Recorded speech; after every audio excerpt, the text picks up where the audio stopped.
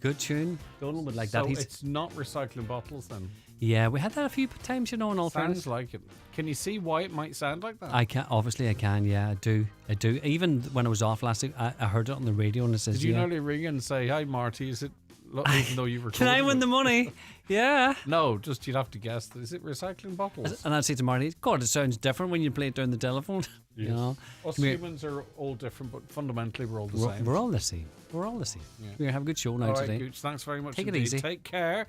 It is the 9 till noon show for this Tuesday. Let's get a news update at 9, and it is over now to Donald Kavanagh. Thank you, Greg. Good morning. The Northern Ireland Assembly has been told a proposal to upgrade the main artery between Derry and Donegal won't get the final go-ahead until money is available to finish it.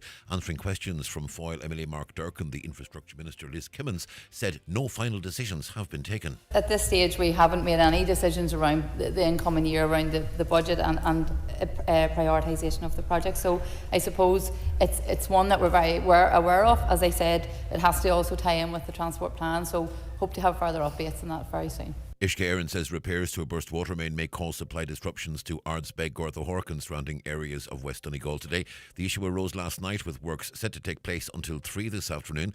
Local Councillor Michael McClaverty is again urging Uisce Éireann to engage with local councillors in a meaningful way. He says a lot of expertise is being lost in the handover of responsibility for water from Donegal County Council to Uisce Éireann. He says that needs to be acknowledged and addressed. The way the transition is going from the Donegal County Council Water Service to Irish Water, okay, there's a certain amount of water workers changing over, but there's a certain amount of people there as well with a long-term service done, 30 plus years, and they're going to end up retiring. I do believe the engineers, the water teams that are retiring, they should be called on at least for a day or so a week as consultants to bring back in, once they retire, offer them a consultancy job, bring them back in to train up, if you like, the younger ones that are coming on board then going forward. A man arrested by the PSNI's organised crime branch in Derry yesterday has been released on bail pending further inquiries.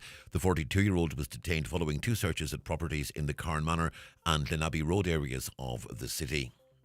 The Dáil votes today on whether or not to accept new speaking time arrangements. It brings a long-running controversy to a head. With more, here's political correspondent Sean Defoe. It's been more than 2 months since this row delayed the election of a Taoiseach, and there's been little change on either side since the coalition voted through changes to give more speaking time to backbenchers, including Michael Lowry and his independents, as well as cutting the amount of overall time the Taoiseach takes questions for in the Dáil chamber. The government says it's to give a voice to its backbenchers. The opposition says it's coalition TDs trying to have their cake and eat it too. They say it will diminish the ability of the opposition to hold the government to account.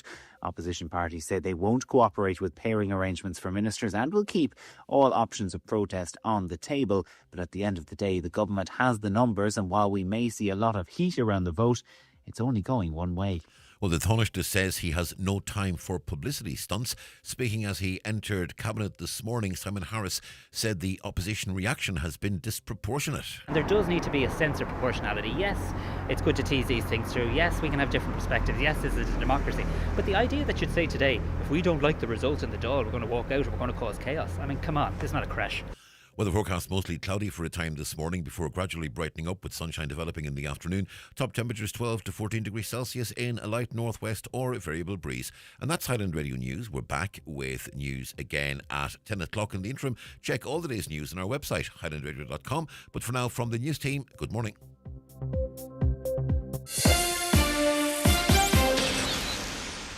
Adam Harris here from As I Am, Ireland's autism charity. This World Autism Month, join the Same Chance Walk for Autism on Saturday, April 5th at Malahide Castle, Dublin, or Lough Forest Park, Roscommon. The Same Chance Walk is a great way to support us and raise much needed funds for autistic children, families and adults.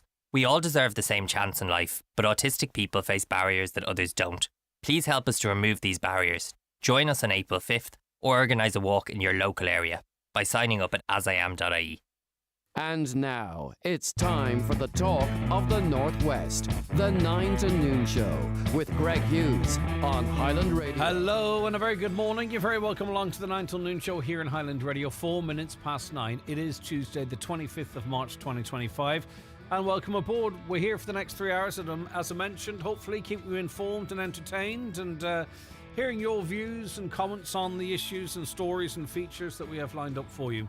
I'll just give you a reminder of the contact details. It's 086 60 25,000, 086 60 25,000. That's to WhatsApp or text from outside the Republic, 00353 86 60 25,000. And if you've never texted a show before, your view really is important to us and we want to hear from everyone. So don't be shy. If you want to give us a call, it's 07491 25,000. And emails come into us, comments at highlandradio.com. If you're watching the live stream across all social media, we're on the X platform, we're on Facebook and YouTube. You can watch YouTube not only on your mobile devices, but at home on your smart TV or your Fire Stick if you want to see the show, watch the guests, etc. And we're also streaming on TikTok, Greg Hughes Ireland, I believe it is. It's my own TikTok account, and I can't even remember what it is. But anyway, there it is. Right, let's see what's making some of the headlines. We'll start with the Irish Daily Mail today because there's been a bit of an overspend by the HSE, 14 million, and it's gone to staff. The HSE overpaid staff by almost 15 million by the end of 2023, much of which went to workers no longer in the organisation and some who were deceased, a damning audit has found. The audit found the level of overpayment within the HSE grew from 10.5 million in 2022 to just under 14.7 million a year later, even after 8 million had been recouped. Some 6,860 HSE staff were overpaid, a total of 14,696 plus change, 14,696,000, averaging €2,142 in unearned salary each. Internal auditors at the HSE investigating payroll overpayments also found that 5.2 million related to 211 employees who were each overpaid 10,000. Now, they're recouping some of it. Much of it's been written off. Millions has been written off. They're paying people who shouldn't be paid, and they're paying people who sadly have passed away. Although maybe, is it changing times that has been picked up by an audit and we should be welcoming that one way or other? That's just one bit of overspend that has been identified.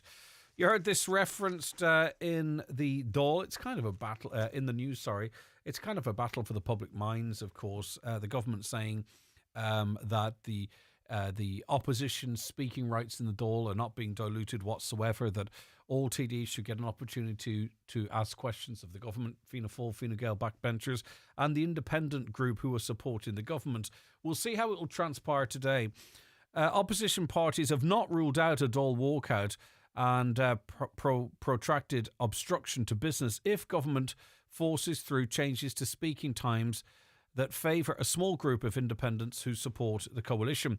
Leaders of all opposition parties met yesterday evening to coordinate their response to a government motion to allow speaking time for a new group called Other TDs. This group includes three independents who support the government, coordinated in its coordinator, Michael Lowry, alongside Gillian Toole and Barry Hanahan. The motion to amend standing orders will be put to vote today. The meeting was called after Taoiseach Micheál Martin and Taoiseach Simon Harris refused a weekend request for a meeting with opposition leaders to discuss the dispute, which has been ongoing for 2 months. So what do you think now? Do you care anymore? Is this story bored you to death? Just let them go on with it. What do you think? Because, you switch on the Dáil any given day, unless there's a vote on pay rises. You switch on the Dáil on any given day, and, there's no one in the Dáil. There's, 5 or 6 people, it seems. So what are they arguing about? Do we really care? Do you care? Maybe you do. Maybe it's incredibly important.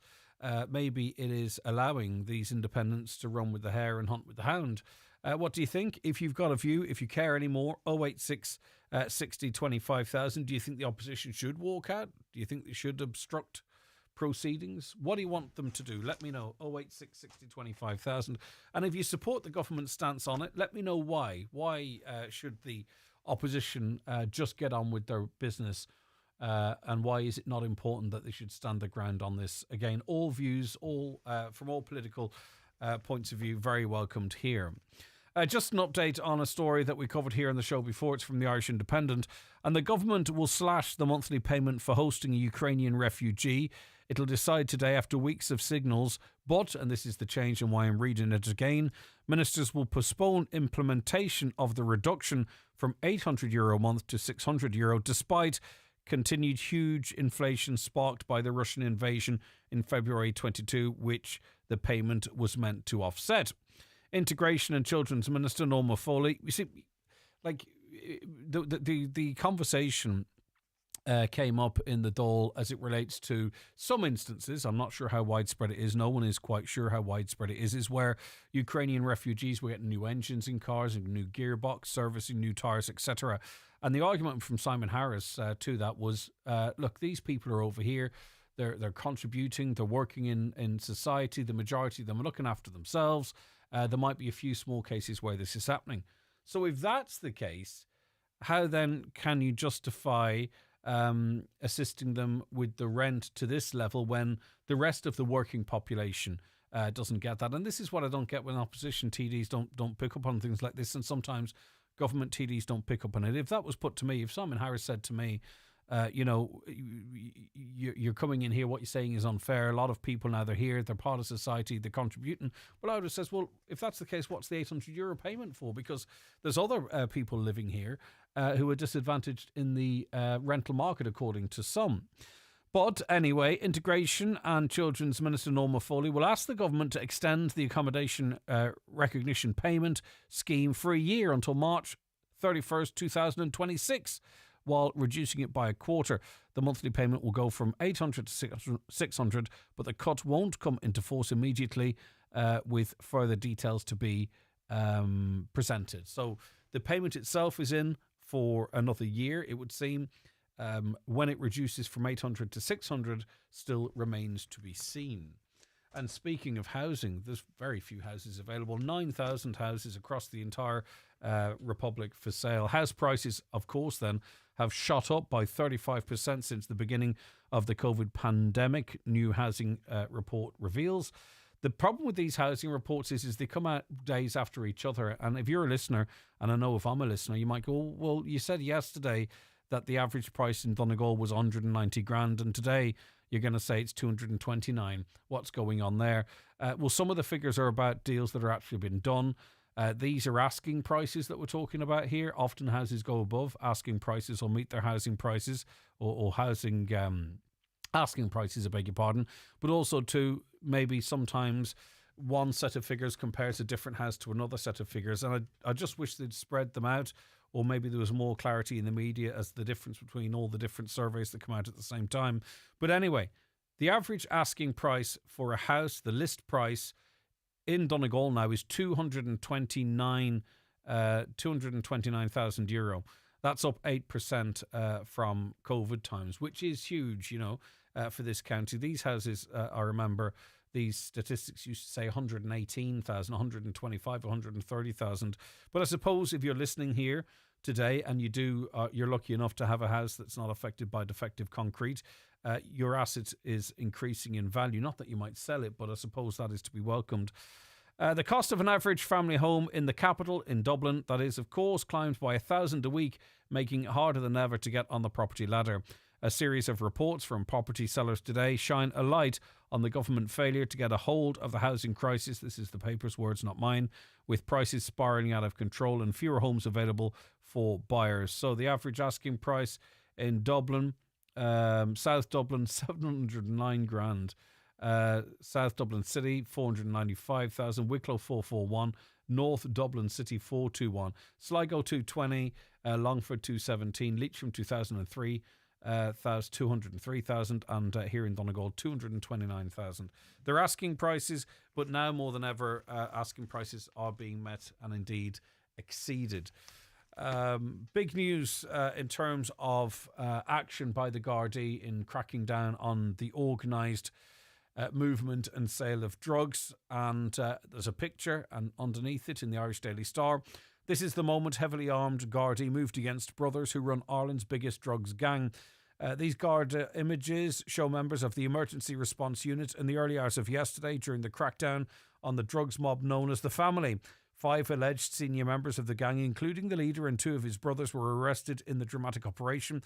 The gang, led by the brothers from West Dublin, have taken over from the Kinahan cartel as the biggest drugs gang in Ireland and are heavily involved in the supply of cocaine, cannabis and heroin in the capital.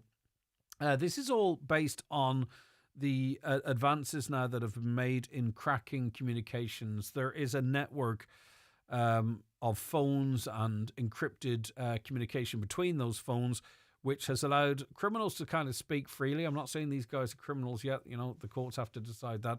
But sort of speak freely without being intercepted or apprehended. But now new advances have been made in cracking the code of some of these. I think this is the Ghost Network in this case. And if the guards have moved in and arrested them, and there is talk, quite frank talk of importation and movement of drugs, it doesn't bode well for the family, in inverted commas. Where are you all getting your money from? The Irish Daily Mirror reports that Irish consumers spent 17% more this St. Patrick's Day weekend compared to last year. It was a better weekend too. The weather plays a big factor in a lot of this. Revolut has revealed that more than €150 million was shelled out by customers, with 6.8 million transactions between March 15th and 17th. Hospitality businesses, unsurprisingly, saw the biggest boost over the 3 days, with a 10% rise in card payments. This amounted to 15.5% increase in total spending compared to the same period in 2024. So 17% increase. These are just Revolut's figures, and of course all the other banks would have their own figures, but normally, they are quite reflective. And it is a big problem getting younger people to eat their greens and vegetables. Why is it so tough? Why, when they get older, might they be inclined to sort of go, "Ooh, I'll have a bit of that," or "That's tasty," because often plates can look very brown, can't they? Very white and very brown for young people. 8 in 10 of our children won't eat salad or vegetables. Does that surprise you at all? I think some parents do have success in this. I think it very much depends on their patience and also the child, because some children will just put the foot down and not do it at all. But anyway, almost 8 in 10 children refuse to eat salad or vegetables. A study found 65% of youngsters have never tried the superfood Cavallo Nero or Italian black cabbage. Well, neither have I. Where's this survey coming from? 37% have never tried beetroot. I tried that once. And 41% of kids have never tasted asparagus, a good source of vitamins and folic acid, while mushrooms were off the menu for 57% of children. The poll by meal kit delivery firm HelloFresh found fussy eating habits are taking their toll on parents, with 40% saying they're anxious about their child's diet. For almost a quarter, the cost of healthy food is a barrier to getting greens on their child's plate. But I think as parents, guardians, caregivers, we'd find a way if we could get the children to eat vegetables. And I just wonder, what can you do? How important is it? It must be very bloody important. But 8 out of 10 of us, 8 out of 10 children won't eat salad or vegetables. And you can see that in restaurants. And you can see, if you look at my table at a restaurant, by the way, in case you think I'm being judgy. What's it like in your house? Is it a nightmare? If you found something that works, maybe we can help to reduce that figure here across the Northwest. Things on that and anything else for that matter, WhatsApps and text 086 60 25,000, or give us a call if you wish on 07491 25,000. And don't forget, coming up after 10, it's our weekly instalment of Community Garda Information, where you'll hear the very latest appeals and information from An Garda Síochána first here on the 9 till noon show on the number one local radio station in Ireland. It's only Highland Radio.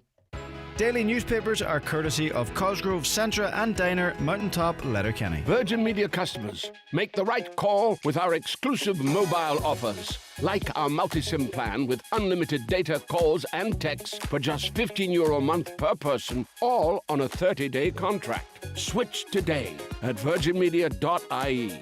Virgin Media, it's playtime. T's and C's apply. See virginmedia.ie. €15 a month while a Virgin Media broadband and or TV customer. Maximum of 6 mobile subscriptions. Includes unlimited data, standard calls and texts to all Irish networks. Calling all food producers and artisan creators. The Donegal Festival of Food is taking place on the weekend of May the 24th and 25th at Oakville Park, Rafo, with big names including Marco Pierre White, Rachel Allen and Paula McIntyre. Whether you bake, brew, grill or grow, it's an opportunity to showcase your passion to thousands of food lovers. Secure your spot, meet new customers and be part of Donegal's tastiest event of the year. Spaces are limited, so book yours today. See oakvillepark.com. Massive spring sale at Charles Bonner & Sons Ballabafay. €500 off wood pellet boiler stoves. €250 off wood pellet non-boiler stoves. Discounts on all multi-fuel and electric stoves, plumbing and bathroom wear. Sale ends March 31st or while stocks last. Charles Bonner & Sons Ballabafay and thestovestore.ie, where you can always do a good deal better. Indulge yourself with friends or a loved one at the Spa at Orchids at the Holyrood Hotel in Bundoran. A midweek or weekend spa break is the perfect way to escape from life for a while. Take a leisurely walk along the Atlantic coast. Enjoy a dip in our private pool, a plunge in our Canadian hot tub, and treatments of your choice before dining in one of the Holyrood Hotel's acclaimed restaurants. The Spa at Orchids. Book now at holyroodhotel.com. This year, the government will launch a new national policy to reduce suicide. Your views will play a key role in shaping this new policy. As part of a public consultation, the Department of Health is inviting members of the public and relevant groups and organisations to share their opinions on suicide reduction in Ireland, particularly those with lived or living experience of suicide. Every life lost to suicide is one too many. You can help by sharing your views at gov.ie/suicide reduction. Brought to you by the Government of Ireland. Highland Radio Time Checks brought to you by EirGrid, the operator and developer of Ireland's electricity grid. EirGrid, powering up communities, powering up Ireland. The time is... The time now is 20 minutes past 9. We're joined on the programme by Father Lorcan Sharkey, who's the Vice Chair of the Save St Joseph's Hospital Action Group. Father Lorcan, thank you very much for your time. I do appreciate it. You're very welcome indeed. Thank you for calling. And unfortunately, we're speaking in the context that it has been confirmed, it seems, to the Action Group that day services for older people will not be returning to the Ballabafay-Stranola area.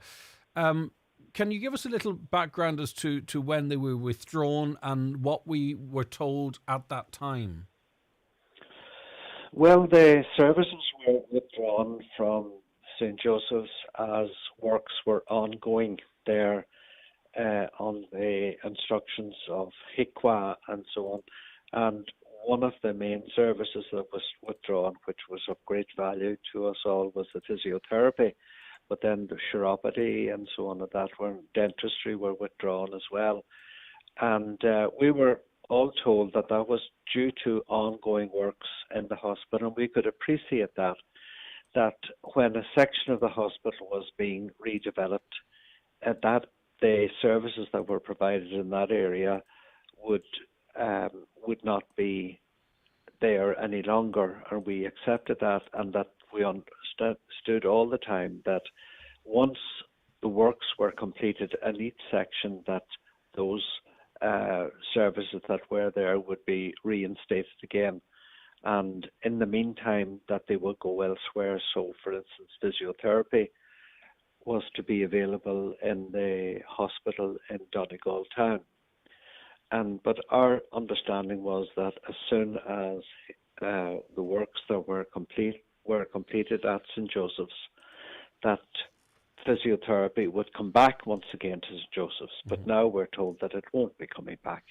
And the other day services as well, chiropody and so on, which is so vital for so many people. So all the time the HSE have been, it seems, changing the goalposts.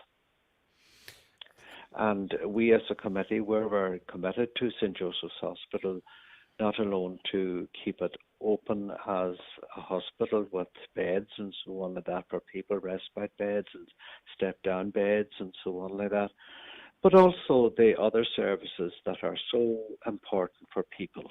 Do you believe, Father, that it will continue to function at its current, in its current state or at its current capacity without these services, or is this a case of, death by 1,000 cuts? Well, that is it, because you see, we have been told by HSE that the beds will be retained at St Joseph's, and we, in good faith, we accepted that. We appreciate that standards, fire safety standards and so on, and that are very, very important for everybody, and we accepted that works needed to be done. We went along with that, and we met regularly with the HSE to keep in touch with them to see what was happening. And our last meeting with them was last week just, and they informed us then that the day services, which were promised to come back again, would not be coming back. And the thing is that in the meantime, they apparently had looked at other premises around Stranorlar, Ballybuffet area, which is the sort of central to the catchment area for St. Joseph's. And they had examined buildings there and found that they weren't suitable. And for that reason, then they looked at the possibility of utilising the space available at St. Joseph's for these to come back again. But we're now told that they're not coming back anymore. Mm-hmm. And the need is there. There's no question about it. The need is there. Obviously, St. Joseph's manages patients, I believe they still do, who are discharged from Letterkenny University Hospital. Are the inpatient physiotherapy services at St. Joseph's for those people still in situ there? Are they unaffected by what we're talking about here, just so we're clear? Yes, I believe they're still available, but it's the day services part, of course, which is not available. Yes, that's right. As has been mentioned, the HSE are providing them elsewhere. Am I correct in saying in the Cake Centre in Killygordon and the Clohan Day Centre? Is that in any way agreeable, do you think, to locals? And I think you can speak also, Father Sharkey, outside of the sort of action group in that regard. Yes, okay. Well, our understanding is that the Cake Centre would be available and also the Clohan Day Centre. And that is fine as long as people are able to get to these facilities. But the thing is that at the moment, for instance, in the Clohan Day Centre, there is a small bus coming with people, but the bus itself is not big enough for the number of people looking for it, and they have to pay for it privately. Mm. And in other words, the HSE is not providing transport to these places for the older people. Mm-hmm. Because if you look at the wording, also, sorry, Father, go ahead, please. Also, it's okay for the HSE to say that the day centre in Clohan is available, but where are the staff? This is going to need more staff, and they're not willing to provide that. They certainly haven't told us that they are willing to provide the extra staff that would be needed, because we're carrying out a survey in the area, and we know already that the small local link bus, which is bringing people, is not big enough to cater for all the patients that would like to avail of it. Yes, indeed. You talked of, and just a reference back to when we covered this part of this story first, the HSE statement at that time confused me a little, Father, in that it talked like this measure was being taken because of fire risks and what have you. But if you read down through the statement, they never really committed to the return of these services to St. Joseph's. So they gave a reason as to why they were moving, but it came across almost like an excuse, because later on in the press release they stated that they were going to be relocated more permanently in the Finn Valley area more generally, and not specifically back at this hospital. So it didn't make sense to me as to why cite a reason to move them to address that problem, but not talk of returning them to that facility. So for some, it might have felt like the HICWA requirements were an excuse to maybe follow through in a plan to have these services elsewhere outside of the hospital, if that makes sense. Yes, of course. But you see, the thing is, whereas we have met, and we've been very thankful to HSE for sending personnel to meet our committee, we have never met anybody from HICWA. Mm. Mm-hmm. We don't know who they are. We would love to meet a few of them to ask them when are the works going to be completed to their satisfaction, because they seem to be changing the goalposts all the time. But it seems no commitment from the HSE to ever return these services to the hospital, even if that work is completed to the max. No, they never fully committed to that. No, that's correct. Yeah, they never did. But they always said that they were looking for suitable premises in the Finn Valley area. But the Finn Valley area is a big area, and I mean, speaking for myself, where I am here in Cloughan, we're 10 or 11 kilometres from Ballybuffet itself, and then you go as far then as Killygordon and Castlefin, and so it's a huge area. With that in mind, is it possible, Father, that we can't obviously have these services in every community and everyone accepts that? Is there argument there that these services being provided from Cloughan and from Killygordon serve a greater proportion of the population? I mean, obviously, if located in St. Joseph's, for the people in the immediate area, that is convenient. But maybe where they're located in these two other centres, it catches catches the population greater? It may do, but the thing is that you still are talking about transport. Yes, of course. And they need to seriously look at providing a larger bus. And at the moment, the bus that is bringing people to the Cloughan Day Centre is relatively small. Understood, and you made that point. And the HSE don't seem to be willing to consider providing a larger bus, which is necessary because we know from our own surveys in the area that the need is there. Okay, and we can make that specific inquiry to the HSE. It relates to the bus. But Father Sharkey, I have just one or two more questions, if you don't mind. I just want to get the absolute position from the St. Joseph's Hospital Action Group on whose behalf you speak today. Is it the case? I mean, obviously, we're going to talk about this expression of interest survey that's going around, but are you calling, or is the action group calling for a meeting with the HSE? Are they calling for these services to be returned to St. Joseph's? Are they seeking assurances about the future of St. Joseph's, or are you seeking improved transport for people in the St. Joseph's catchment area to get to the new locations for these services? Just to be clear as to, what the call is today, Father. Well, the call really is, of course, our main aim all along as a committee was to save St. Joseph's Hospital. That was our main thing all the time. And we would love to see the services returning again to St. Joseph's. But we have to be realistic and say maybe that is no longer possible because of various restrictions on the building with HICWA standards and so on like that.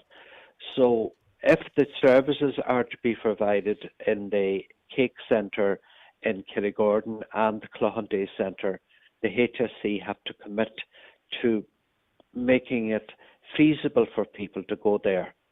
So in other words, to provide transport suitable and also staff in both places. Particularly, I know the Cloughan Day Centre, which is the one I know best of all, that the staff levels at the moment there would not be able to cater for the extra people that would be coming.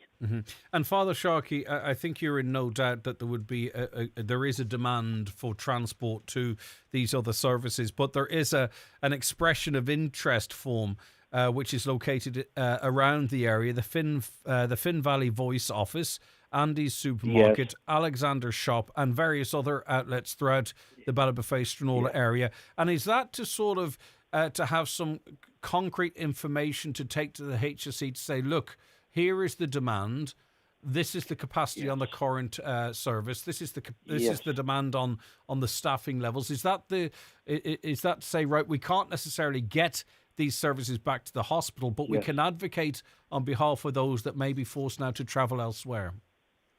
Absolutely, because the HSE have informed us here in the Cloughan Day Centre that there was only one person who was interested in coming, And that is not true. That is absolutely not true, because already the small bus that is bringing people to the Cloughan Day Centre through Local Link isn't capable of catering for all the people who want to come. So by having this expression of interest form, it's to give people the opportunity to let us know that they are interested, and we know they are. Okay. Yes. And also, Yes. too, there is then the overall future of St. Joseph's Hospital. You know, we know the battle that there was to retain that. We know there's fantastic work ongoing at the moment to provide a facility in Letterkenny. In the absence of a meeting actually with HICWA themselves to sort of ascertain what they want from this building, those question marks over its general long-term future, Father, are always going to remain, it seems. They are indeed, yes. But our main aim, as I said earlier to you, all the time was to keep St. Joseph's safe as a hospital, with beds of various kinds in it, including respite beds and step-down beds and so on like that. Okay. Father Lorcan Sharkey, thank you for so much of your time. Sorry for making you walk me through it like I made you, but I just want everyone to truly understand fully what we're talking of. Thank you. That's Father Lorcan Sharkey, Vice Chair of the Save St. Joseph's Hospital Group. If you have an older person in your life, or indeed if you are that older person, and you have concerns about transport to the Cloughan Day Centre or the Cake Centre at Killygordon, there are these expression of interest forms from the Finn Valley Voice office, Andy's Supermarket, Alexander's Shop, and various other outlets throughout the Ballybofey area. Father Lorcan Sharkey outlining there that the HSE said only one person had expressed an interest in attending the Cloughan Day Centre for physiotherapy services, but we know, he claimed that the action group know that the demand is much greater than that, and they need additional transport and what have you. If you've any insight into that from the area, please get in touch with us. We're very important, very keen to hear your views. I go to Cloughan Day Centre, and it's not like the hospital. I like to use a bath and I have to shower. I would be scared to bathe in case I would fall. I'm supposed to go to Donegal Town for physio, but the bus times just don't align. My grandchildren need dental appointments as they have to travel and miss school to attend. A day centre in Stranraer is badly needed. So that's a perfect example of the type of information from you guys that we were looking for. As was said on so many occasions, as soon as the new community hospital in Letterkenny is up and running, the HSE will use HICWA to close St. Joseph's Hospital. The 2016 decision to replace St. Joseph's with Letterkenny Community Hospital still stands. Are you saying that that's still on the Dáil record and hasn't been corrected? I suspect that's what you may be referencing there. Okay, more to come after these. For strong, unique, weather-resistant homes, choose Seadrill Exteriors. Our fibre cement roof slates and wall cladding ranges are built to last for generations, exceeding EU quality standards. Members of Guaranteed Irish, our products are locally made and beautifully designed, offering long-term peace of mind. Visit seadrill.ie. Seadrill Exteriors. Strength guaranteed. Want a new electric car? Call Heron Auto Donegal Town on 074 9722 555. We have a full range of Kia electric cars in stock with 0% finance and 7-year warranty. There's never been a better time to drive electric with a range of up to 600 kilometres. Drive with confidence. Drive with Heron Auto Donegal Town, your award-winning EV dealership. Ensure the safety of your team with SafeTech. We have part-funded courses in first aid, people moving and handling, confined spaces, food hygiene, quad bikes, fire warden, IPAF MUPS, electrofusion, welding and machinery cards for Ireland and UK sites. Also delivering online courses like utilities, water hygiene and construction supervisors. SafeTech can deliver group training at your business premises. To find out more, contact safetech.ie today. This Mother's Day, March 30th, treat the special lady in your life to a delicious carvery lunch at Ancourch Hotel in Gweedore. Enjoy a mouthwatering selection of fresh, locally sourced dishes in a beautiful setting. Celebrate with family, good food and unforgettable memories. Book your table today at Ancourch Hotel, where every mum deserves the best. Right. Now, do you remember, was it October of last year, we covered extensively the situation at Scullmurra in Milford, and indeed it was a conversation that received both local and national coverage. Minister Foley at the time, the Minister for Education, was told that children are being taught in corridors outside of classrooms when they receive support from special education teachers.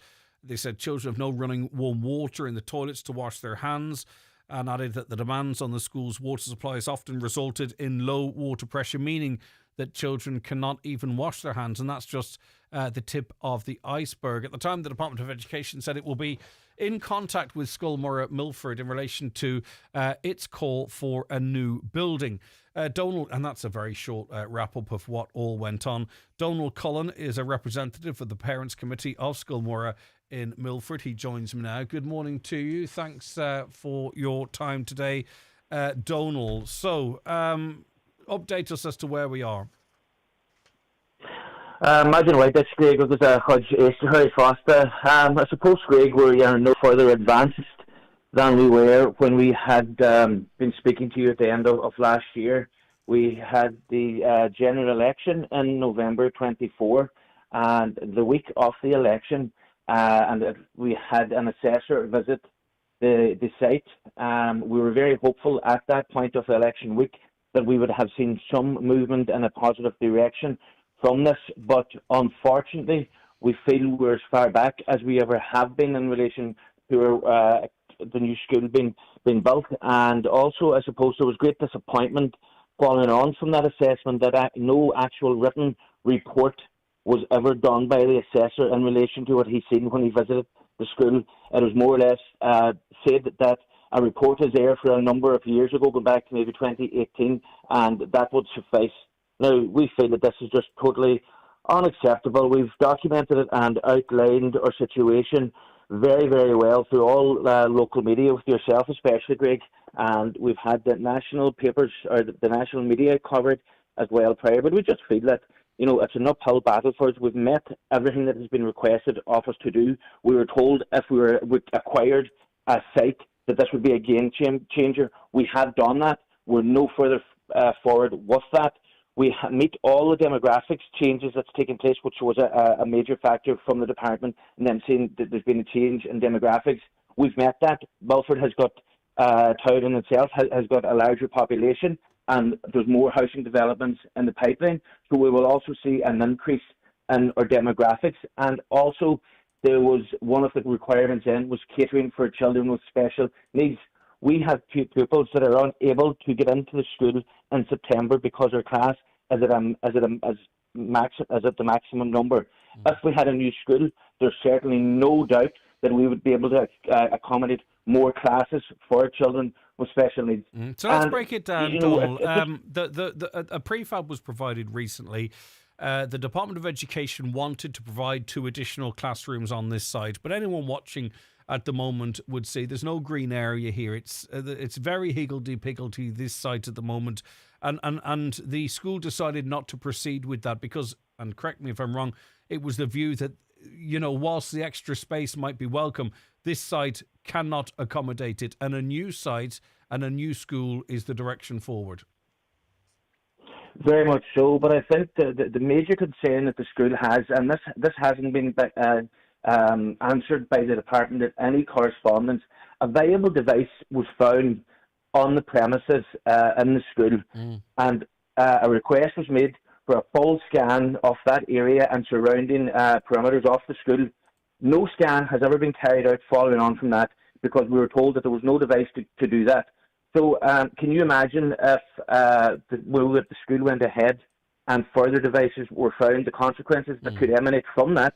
So it was a very, very practical and a health and safety reason for not to do that. And also, you have to, the green space was mentioned there in the play area. There's no play area for the children if they're confined in such a yard space, and children need to be active and out running. And it's just absolutely horrendous that they have to go through this.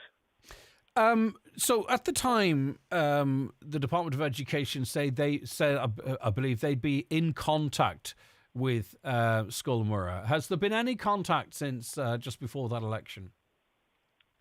there has been no correspondence. A meeting was to take place following that inspection, and no meeting has taken place, and it's just been more or less put to the back finger, and that's not happening. There's the criteria, and go and deal with it. Now, we've been very fortunate that Paddy McLaughlin, TD, has been to the fore in highlighting this in the dial.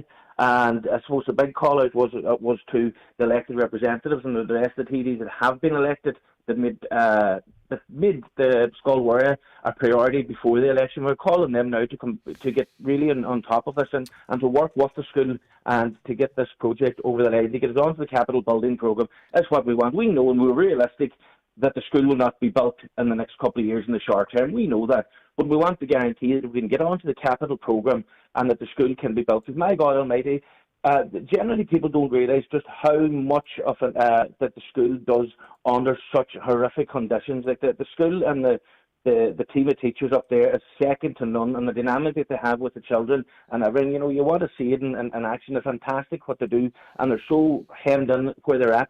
Imagine the potential that is there if they had the proper facilities and the proper area, which is available. We've acquired a site, it's there. Get us on the capital building plan and get the school built. All right, just some response from those that you mentioned. Deputy Pat the Cope Gallagher, we put this to him. He said that he sent a detailed letter to the Minister and is awaiting a response from her. And Pat the Cope Gallagher says if there is no response this week, he will table a PQ. That's a priority question, isn't it? We also asked Charlie McConalogue for comment on this. We are awaiting a response from him. Whether one will be forthcoming or not, I'm not really quite sure. So we heard a commitment there from Pat the Cope Gallagher. He is going to raise this through a PQ. So whilst it's welcome to have opposition support, as you've outlined, it is also particularly welcome, I'd imagine, to have government support locally. As I say, we haven't received any response from Junior Minister Charlie McConalogue yet in that regard. But you're saying, we need to move forward on this. This is carrying a big catchment area. It meets all the criteria. There's a site located. There's a viable device was found on site, and this current site is not fit for any further investment or development. Please get us a new school. Is that it in a nutshell, Donald? Very much so, Greg, and I think, when I mentioned Deputy McLaughlin there at all times, this has been cross-party support is what we're looking for, and it's been to the fore in doing it, and it's very, very important that the sitting deputies in Donegal reach out and make this their priority. We've heard that the line's been used as a red line issue prior to election. Let's get that red line now, and let's make sure that is what happens. We need a new school. We have a location. It's acquired to us. It's given to us. No cost to the department. We're in cramped conditions as it is. A viable device on site. Any more development on that site could trigger a situation that we don't want to even think about talking about. The site's there. Let's get us onto the capital plan. Let's get it over the line, and let's get Skolwara a new school. Because let's be quite clear, the Parents' Committee of Skolwara are not going away until we have a result on this quest for the new school. What do we know about the viable device? What is it?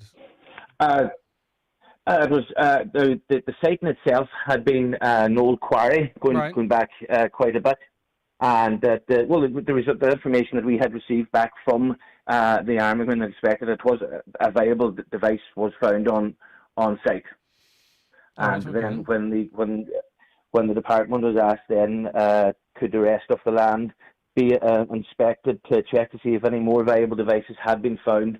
Or could be found in the surrounding the perimeter, and the response was that there's no way of checking any further devices. So the department were happy enough to continue on in the possibility of something happening, and that's the bottom line in it.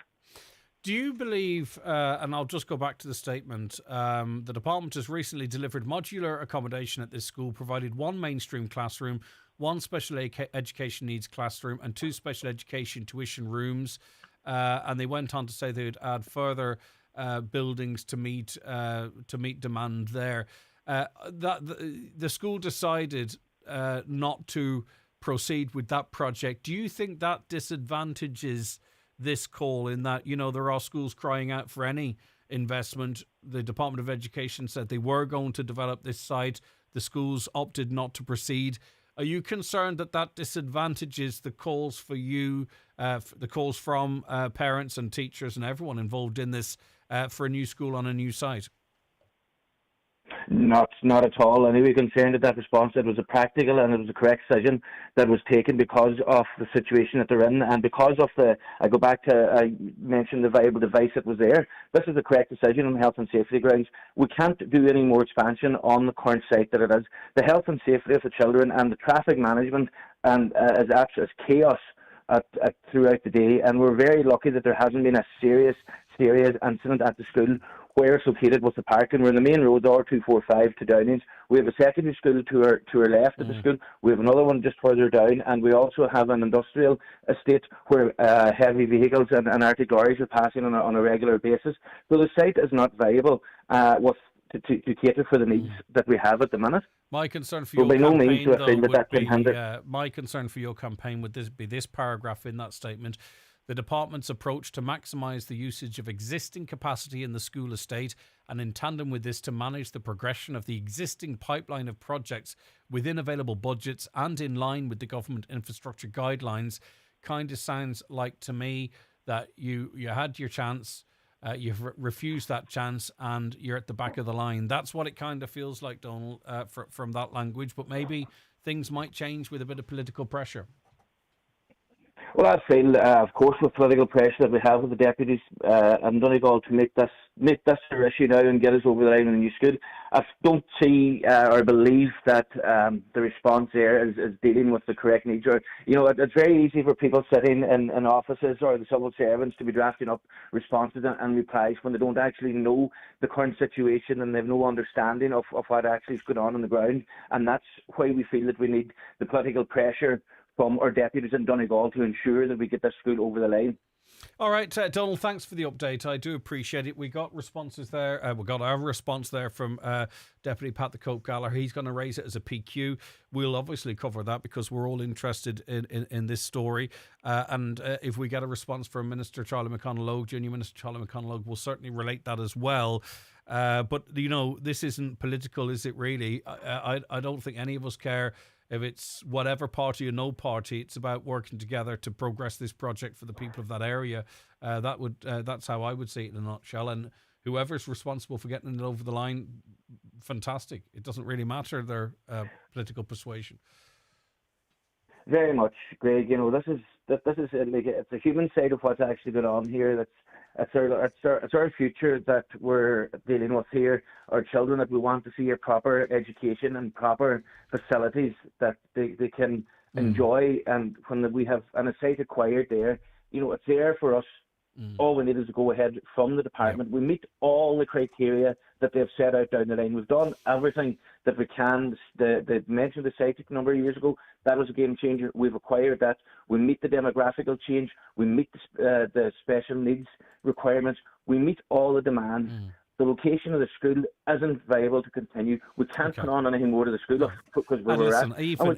You referenced this earlier on, and I think there's comments coming in from parents. Mornings, drop-offs, pickups in that area. It's just an absolute mess of traffic and congestion as well. So God forbid anything should happen in that regard. Donald, I must leave it there. Thank you for your time. I do appreciate you speaking on behalf of the Parents Committee of Sculmore and Milford. And we'll keep, of course, a very close eye on that story. The Loganair sale is now on with savings to put a spring in your step. Save up to 17% off flights when booking online and entering promo code SPRING17. Book by midnight April 1st. Travel from 1st May. Find deals at loganair.co.uk. T's and C's apply, subject to availability. Discount excludes taxes and surcharges. Attention Donegal, Derry and Tyrone. PD Bathrooms and Tiles are proud to unveil our newest and most stunning showroom in Lisfannon Business Park, Buncrana. Located right opposite the Northwest Golf Course, we offer unbeatable quality and incredible value. For 30 years, we've been the experts in total refits, stocking and serving as the sole agent for many top brands. Visit us today and transform your space with the finest bathroom and tile solutions. Telephone 93 95 884. PD Bathrooms and Tiles, where excellence meets value. Lisfannon Business Park, Buncrana, F93H10F. Looking for fresh, local, convenient shopping? Mabel Stores has you covered across Donegal. From apples to AdBlue, we have everything you need whenever you need it. Calling all little artists. Our Easter colouring competition is now open. Pick up a colouring sheet in your local Mabel store and return it by April 17th for your chance to win fantastic prizes. See you in store for more. Don't forget to follow your local Mabel store on Facebook for weekly offers. Oh, and we also sell fuel too. Mabel Stores. Fresh, convenient, local. Irwin Expert Electrical, your trusted destination for all things home appliances, electrical and entertainment in the Northwest. With over 50 years of leading the way, we pride ourselves on offering a diverse range of products under one roof. From top brands like LG, Samsung, Cooker, Bosch, Apple and more, take advantage of our free layaway service where you can store your new items until you're ready for them. Perfect for renovations and new build projects. Visit Irwin Expert Electrical today in Letterkenny or Buncrana. Highland Radio weather updates with McElhenney's. Discover trending new styles each week in fashion, footwear, accessories, homeware and more. Visit us to explore the latest arrivals in store or shop online at mcelhenneys.com today. Well, let's see what the weather has in store. And mostly cloudy this morning before gradually brightening up with sunshine developing in the afternoon. Highest temperatures today 12 to 14 degrees in light northwest or variable breezes. To the point on traffic in Milford. My child attends Sculmore, Milford. It's a fantastic school, but the traffic in the mornings is absolutely ridiculous with secondary schools both sides and wholesalers, buses, lorries, cars are gridlocked on a daily basis. And the sad truth is that it's a bad accident waiting to happen. We need a new school now. And that's someone who doesn't text in regularly. Thank you very much for your contribution. Hi, Greg. It's great. There's money for massages, pony lessons and repairs to cars for Ukrainians and hotel accommodation for iPass applicants. Yet they never contributed to this country and now we've no money for the Irish Elderly Services. Shame on the government allowing this to happen. And where are our local councillors and politicians and what they have to say? One point of clarification. We put 8 billion into a rainy day fund. We are awash with money here. If you're not feeling it washing down on you, it's not because Ukrainians are getting cars fixed. You might not like that, but that's not why Irish Elderly Services aren't up to what you would expect them to be. Greg, I'm not pointing fingers or blaming anyone, but my parents, who are both nearly 80 years old, were sent by their doctor to the ED at Letterkenny Hospital yesterday at 12 p.m. They're still sitting there now, going on for 18 hours later. It's an absolute disgrace. How can this be allowed to happen in a first world country?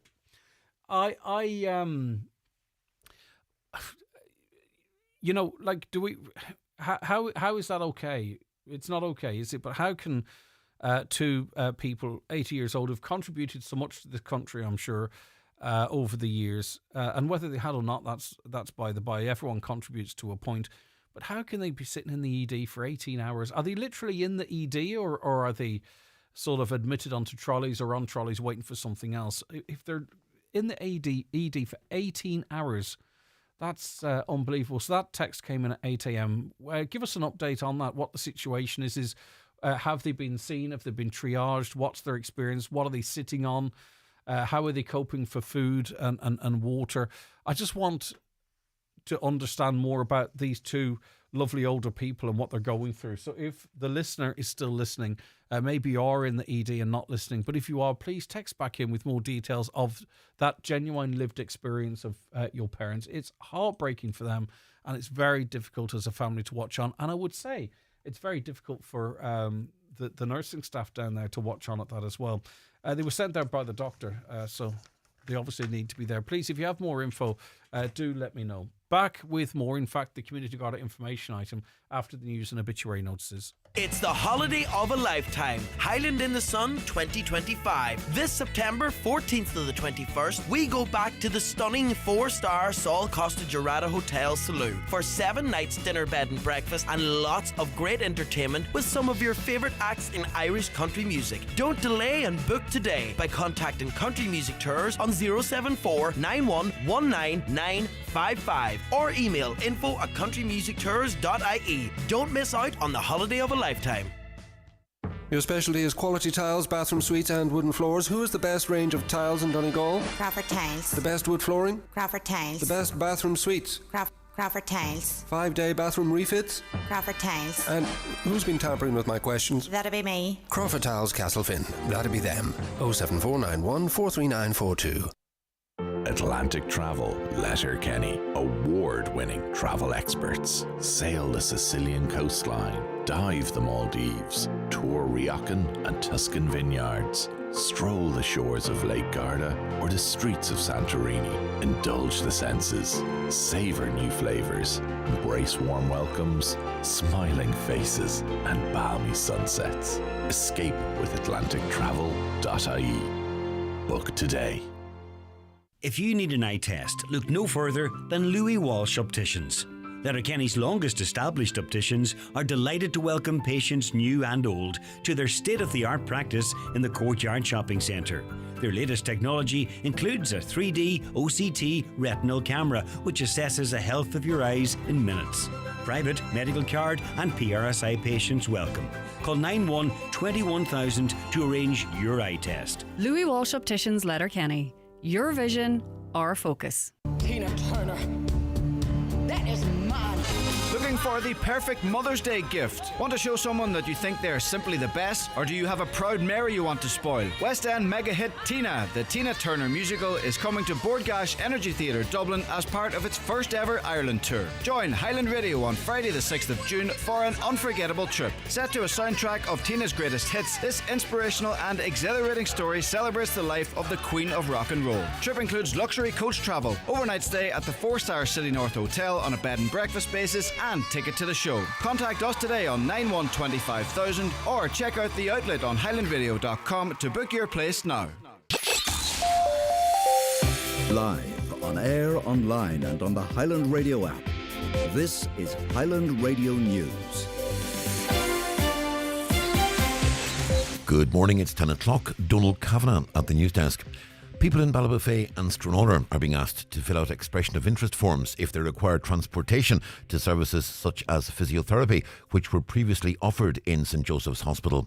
While inpatient services remain, outpatient and day services were removed from St Joseph's pending upgrade works, but the Save Our St Joseph's Hospital Committee now say they've been told the services won't return. No suitable alternative premises could be found within the twin towns, so services are now being offered in Kilgordon and Clogham.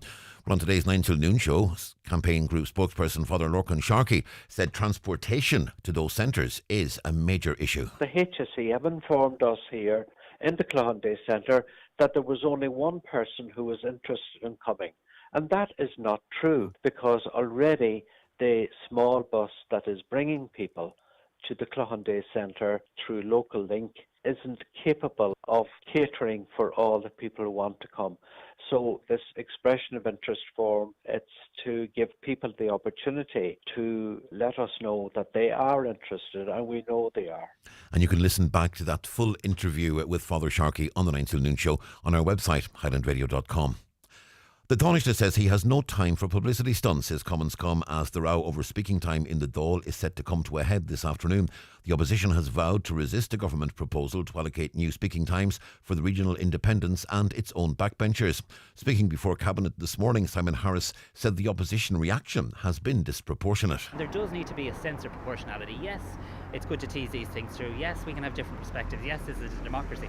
But the idea that you'd say today, if we don't like the result in the Dáil, we're going to walk out or we're going to cause chaos. I mean, come on, this is not a crash. Uisce Éireann says repairs to a burst water main may cause supply disruptions at Ardsbeg, Cortahork and surrounding areas today. The issue arose last night with works scheduled to take place until 3 o'clock this afternoon.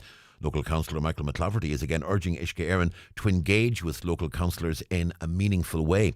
He also says a lot of expertise is being lost in the handover of responsibility for the service from Donegal County Council to Uisce Éireann. He says that needs to be acknowledged and addressed. The way the transition is going from the Donegal County Council Water Service to Irish Water, okay, there's a certain amount of water workers changing over, but there's a certain amount of people there as well with a long-term service done, 30 plus years, and they're going to end up retiring. But I do believe the engineers, the water teams that are retiring, they should be called on at least for a day or so a week as consultants to bring back in. Once they retire, offer them a consultancy job, bring them back in to train up, if you like, the younger ones that are coming on board then going forward. The Northern Ireland Assembly has been told a proposal to upgrade the main artery between Derry and Donegal won't get the final go-ahead until the money is available to finish it. Answering questions from Foyle MLA Mark Durkin, Infrastructure Minister Liz Cummins told the Assembly this week that no final decisions have been taken. At this stage, we haven't made any decisions around the incoming year, around the budget and prioritisation of the project. So I suppose it's one that we're aware of. As I said, it has to also tie in with the transport plan. So hope to have further updates on that very soon. A man arrested by the PSNI's organised crime branch in Derry yesterday has been released on bail pending further inquiries. The 42-year-old was detained following 2 searches at properties in the Carn Manor and Glenabbey Road areas of the city. And Ireland's electricity network is potentially facing a challenging number of years due to expected increased demands on the power grid. An analysis of demand by EirGrid over 10 years reveals its forecast to increase by 45% between 2023 and 2034. Peak demand is forecast to increase by 24% by 2034 compared to 2023 levels. With more, here's Alan Cantwell. Ireland recorded a new peak demand of 6,024 megawatts on the 8th of January this year, the first time that peak electricity demand passed the 6,000 megawatt mark. Demand first passed the 5,000 megawatt mark during the extreme cold snap of 2010. By the end of 2034, EirGrid's analysis shows that will be above the 7,000 megawatt mark. EirGrid's analysis shows that further new electricity generation will be required to secure the transition to high levels of renewable electricity over the coming decades. It also shows that towards the end of the decade, electricity demand from electric vehicles is expected to grow significantly. Similarly, the residential sector is expected to account for the majority of electrified heating demand through the installation of heat pumps. It says the delivery of the new Celtic interconnector, which will connect the electricity transmission system of Ireland and France, along with new gas capacity, improves the outlook for the period of 2027 to 2028. Well, the forecast mostly cloudy for a time this morning, but it will start brightening up with sunshine developing in the afternoon. Top temperatures today 12 to 14 degrees Celsius in a light northwest or variable breeze. And that's Highland Radio News. Check all of today's news on our website, highlandradio.com. But for now, from the news team, good morning. The obituary notices for this Tuesday morning, the 25th of March. The death has occurred of Brian Grieve, formerly of Clonee, Dublin, and Letterkenny, reposing at his daughter Caroline's residence in Carbery, County Kildare, tomorrow from 3 o'clock to 8 o'clock. Removal on Thursday morning at 11 to arrive at St Bridget's Church, Straffan, for funeral mass at 12 noon, followed by burial in Lara Bryan Cemetery, Maynooth. The funeral mass can be viewed live on celstra.ie. House strictly private, please, on Thursday morning. The death has occurred of John Paul McGill, Mahara, Ardra. Remains reposing at McCabe's funeral home Ardra today from 4 o'clock until 8 o'clock, followed by private removal to the family home. Reposing there tomorrow from 2 p.m. until 8 p.m. Funeral mass on Thursday at 12 noon in the Church of the Holy Family Ardra, with burial afterwards in the adjoining cemetery. House private, please, on the morning of the funeral. Family flowers only, please. Donations if desired to Killybegs Community Hospital, care of McCabe Funeral Directors or any family member. The death has taken place of Anne Bratton, née Maguire, 41 Camborne Park, Kilfennan, Derry. Her remains will repose at her home today from 2 p.m. to 9 p.m. Funeral service there tomorrow afternoon at 1:30, followed by interment in Ballyone Cemetery. Family flowers only, please. Donations in lieu if desired to Foyle Down Syndrome Trust. The death has taken place in San Francisco, California, of Anne Nancy Newman, née Doherty, Neddy, formerly of Bridge Street, Carndonagh. Nancy's service will take place on Thursday at Duggan's Sarah Mortuary, 500 Westlake Avenue, Daly City, California, with burial afterwards in the Italian Cemetery, Coma, California. The death has taken place of Helen Nellie Bryson, née Breslin, formerly of 344 Gramesland, Castlefin, reposing at the family home from 11 a.m. until 10 p.m. today. Funeral tomorrow at 12 noon in St Mary's Church, Castlefin, followed by interment in the adjoining cemetery. The Mass will be streamed live via the parish website. Family flowers only, please. Donations, if desired, to St Vincent de Paul, Castlefin, care of Stephen Kennedy, funeral directors, or any family member. The death has taken place of Dr. Tony Boner, Hornhead, Dunfanaghy. His remains are reposing at his late residence in Hornhead. Funeral Mass in Holy Cross Church, Dunfanaghy, tomorrow at 12 noon. Burial afterwards in the adjoining graveyard. The Mass can be viewed on mcn.live. Family time, please, from 10 o'clock tonight and before the funeral tomorrow. Family flowers only, please. Donations in lieu if desired to the Donegal Hospice, care of any family member or James Harkin, funeral director. And the death has taken place of Mary Donaghy, née Gallagher, Maharacoran Convoy. Funeral from her late residence this morning at 10:30 for Requiem Mass in St Mary's Church Convoy at 11 o'clock. Interment afterwards in the Old Cemetery. For family information and more details regarding wakes and funerals, please go to highlandradio.com.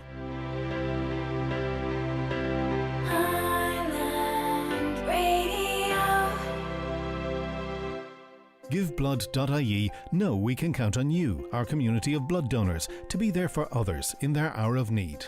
Blood donors from Ballyshannon should attend the clinic in Coláiste Columkill in Ballyshannon on Monday 24th of March. Donors from Killybegs should attend the clinic in St Catherine's School on Tuesday 25th, and donors from Donegal Town and Dunglow should attend the clinic in the Abbey Hotel in Donegal on Wednesday 26th and Thursday 27th. Making an appointment is recommended, so call 1-800-731-137 or visit our website to book your time. New donors are vital. Visit giveblood.ie to check eligibility and clinic details, because we count on you. The county's #1 talk show, the 9 till noon show on Highland Radio. Welcome back into the second hour of Tuesday's show. I do hope you're very well. Good morning if you're just after joining us too. It's great to have you on board. We had a busy first hour with lots of you getting your phones out and giving us a text. We do appreciate that, of course. Re St Joseph's Hospital, says a caller, from the offset, the HSC, in my opinion, were never serious in continuing or expanding the services there. You mentioned death by 1,000 cuts, which is now becoming very obvious. Both the HSC and HICWA don't look good in all of this. A caller believes, and they've texted in to say, that if Paul McLaughlin was minister, there'd be a lot more done. Okay, well, we'll have to wait another 3 or 4 years or more to find that out. I was delighted last week to hear the Letterkenny councillor bring up the subject of the danger of e-scooters on footpaths. This is going to be too long. It's going on too long. It's breaking the law. Why is it not being policed? Thank you for airing my view. I don't know. Like, I was heading down Letterkenny Main Street, and I was sitting at traffic lights, as you do, and coming up the way. So I'm sitting facing down Letterkenny Main Street, and coming up the way, there's like 3 people on scooters, not one after the other, on the footpath. And I was like, get on the road. It's great that you can now legally ride a scooter. You don't have to pay tax. You don't have to pay insurance. Get on the road. Get off the footpath where people are walking with their prams, their buggies, maybe even walking their pet. What are you doing on the road, and why is no one enforcing it? Get off the road. And use cyclepaths as well. But the scooters driving up Main Street, Letterkenny, like, where's the guards? I know it sounds like such an obvious thing to say, but just stand there for half an hour a day just to change people's behaviours for a week and say, get off the road, get off the footpath. It's not like, you're going against the traffic. And I know foot traffic goes in both directions, but it's just the optics of it. Simon Harris said it's a democratic right for the government to keep the independents in support of the government. How is it democratic if you vote against your party, you're removed from the party whip? Can anyone explain this one-sided democracy? Well, I mean, I don't think that infringes on democracy. I mean, that's party policy. The party gets elected and how they operate, maybe. But I take your point. You're not wrong necessarily. Whose head will roll for an internal audit for the health service executive finding that it had over €14.6 million in payroll overpayments? In what business would this be allowed to happen? We also have to ask the question about the honesty of the people who receive it and kept it. It's possible they didn't realise they were receiving it as well. Many paid it back, not all. Some were deceased, so they had no hand, act or part in it. Whose head will roll? No one's. There's zero accountability in the executive on a much greater scale than a measly €4.6 million, some would say. Last week in Letterkenny, when I was in the bank, there was a Ukrainian woman at the counter and she said she wanted to transfer money.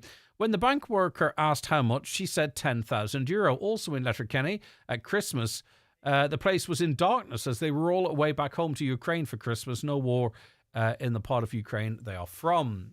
But that being said, there's no proviso in relation to that you have to be from where, the war is everywhere potentially with various missiles or drone attacks.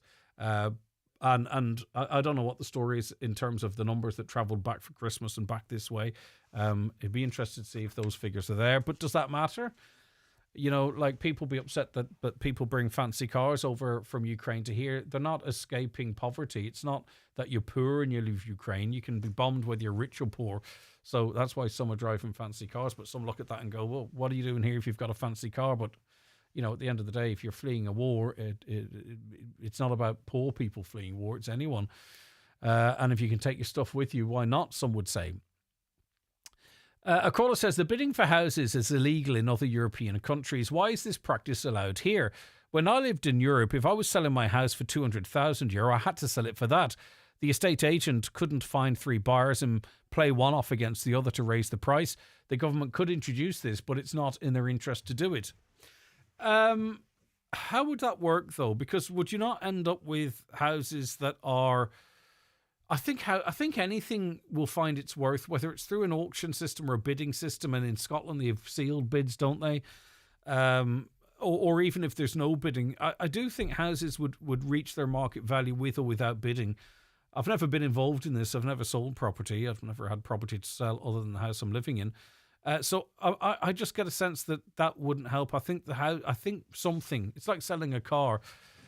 You start high, because they say, well, you can't increase the price, necessarily if you're putting on a website. So you would start off at 240, wouldn't you? No bites, 230, no bites, 210, no bites, 200. It's sold. So I think even without bids or bidding, and I could be wrong, and it's a great conversation to have. I think the value, the value the amount someone will pay will eventually reach the value of that property, if that makes any sense at all. But speaking of house values in Donegal, says a listener, there are many selling. There are many sales falling through due to mica, and this is literally mica, reading only, and no other deleterious material. I've raised this on the show a couple of times, and I think I was one of the first to raise this issue, other than those that are affected by this, because you still see people getting mica tests, and you can have a certain level of mica in your house and it's fine. That's not the issue. It's other deleterious materials. But there are people now can't sell their houses because there's mica in it, even though their house is at not risk of deterioration. And until we get some sort of a system to sort all that out, the housing market is frozen here to some extent, because I really think if someone from outside the county or even inside the county does a test on a house and there's no pyrite or any of the other deleterious materials, but there is mica, they won't buy that house. But they haven't been assured by criteria that would be okay to purchase. If maybe you're in that situation, and when you tell us a little bit more about it in reality. But the caller goes on to say, this is why the multi-stakeholder group started by the BPFI and due to meet beginning this week is so important. We need joined up thinking to get property market functioning as much as possible with the defective concrete crisis. I think most people would agree with you. Staying with house prices, good morning, Greg. Very few houses remain at asking price. Some go an average of 100, 1,000 over budget, especially around Dublin, Galway. If you're buying a new build, it stays at the quoted price. Also, you made a very valid point about rent supplement for Ukrainians. Why is this happening if they are working? Truth is, very few of them are working. Just walk the streets of any town during the day. 70% of people you meet are not Irish. Irish are working because most of us don't get anything for nothing. Sorry for the long text. Be as long as you like. I'll dig out the statistics because the facts and the stats are actually there. I would imagine the rate of employment amongst the general population is higher than that of the Ukrainian population, but many of the Ukrainians are working. And the only reason I reference that is because Simon Harris pointed to that himself. That was one of the counter arguments to why you're bringing up car repairs and what have you. Greg, does anyone know if, as a family of a defective home, do we have to pay the local property tax or not? We were granted demolition, so haven't paid it since that. Now we got a letter to say we owe it. We haven't started work yet. We clarified the criteria on that. Maybe Caroline or Shannon, you might check into that. I believe if you're actually accepted onto the scheme, you are exempt at that point. But then there were people who, and I don't want to mislead, someone will clarify this for me. There were people struggling to get a document from Revenue to state that they were exempt from it. It wasn't simple. But listen, we'll dig into that a little bit more. There's a 12-hour charity spin, by the way. Team Oran. It's in memory of Oran O'Donnell. All donations are welcome. They're raising funds for the Irish Cancer Society and Relay for Life. You can donate on the day or via Revolut by scanning a code, which will link on our socials, or I'll link on my own social at the very least. It's on Saturday, April 5th at Kernan Shop New Mills. So it's a 12-hour charity spin. The bottom line is if you're heading into Kernan's on that day, bring some change with you or bring some notes with you and donate. I'm sure you can donate on the day, but also you can donate on Revolut by scanning a code here. And that's for Team Oran in memory of Oran O'Donnell.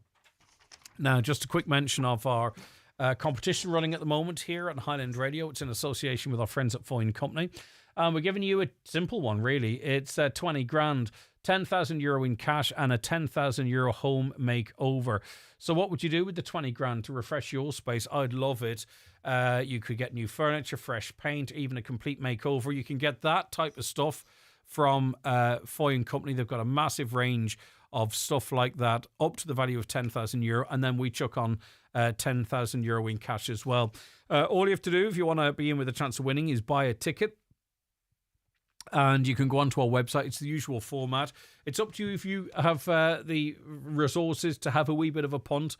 Again, odds on this one are going to be really good compared to a lot of what's out there. One ticket, 15 euro. You can get 5 for 50 if you want to gift them out. So you can enter today and make your dream home reality. We talk about house prices. It's all right saying, oh, my house is worth such and such. But if you then, you have to go back into the market to get another house, right? We don't have spare houses knocking about. So the best thing we can do is do up our homes and add value to them. And you spend 10,000 euro in a home makeover and pocket the 10,000 euro in cash. How much value is that adding to your property? Anyway, tickets 15 euro for one, 5 for 50. Go onto our website, and you only have until the 16th of April. And that draw takes place around the Northwest on the John Breslin Show. Right, we'll be back with Community Garda Information after these messages. It's time for Vision Ireland Bingo on Highland Radio.